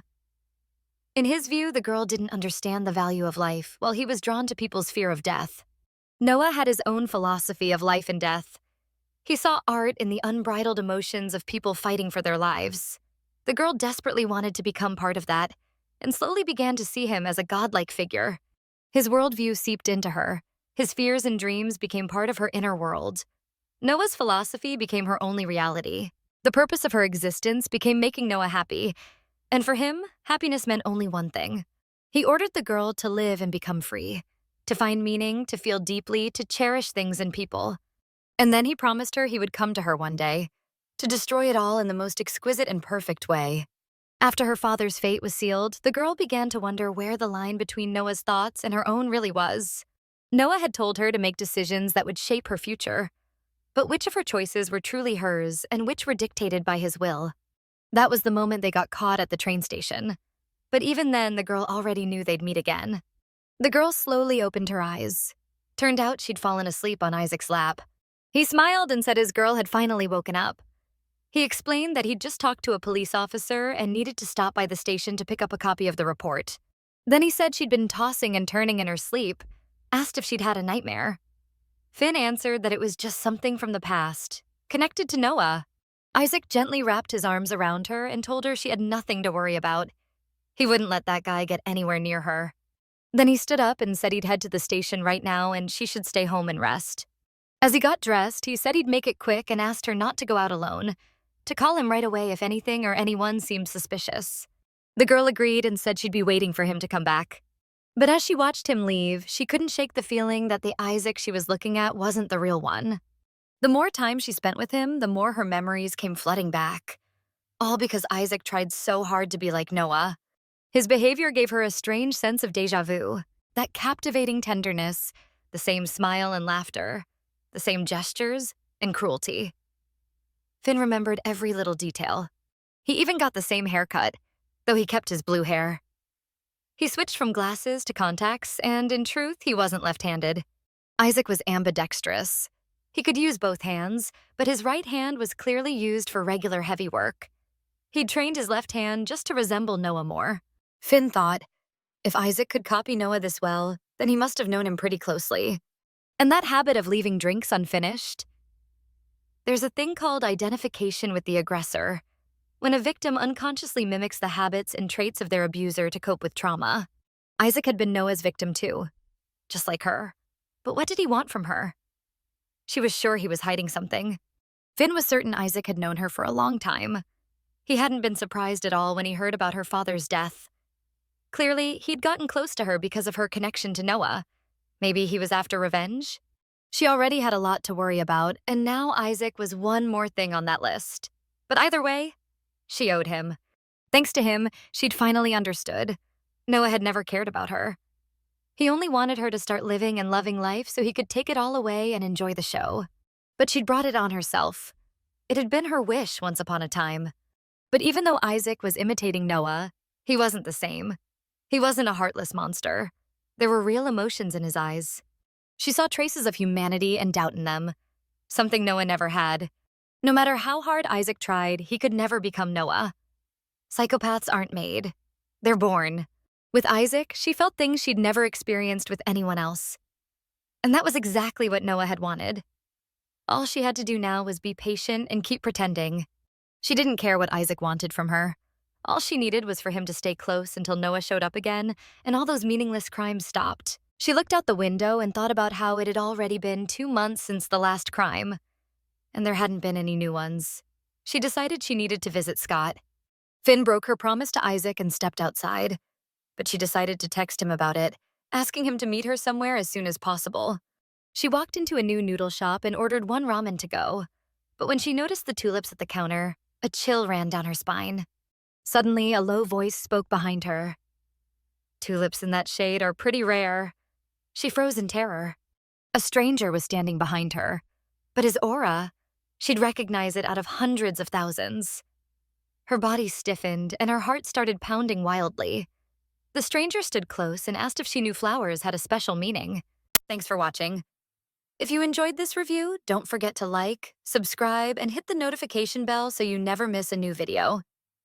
Let me know in the comments what you thought of this story and what manhwa you'd like to see next. See you in the next installment.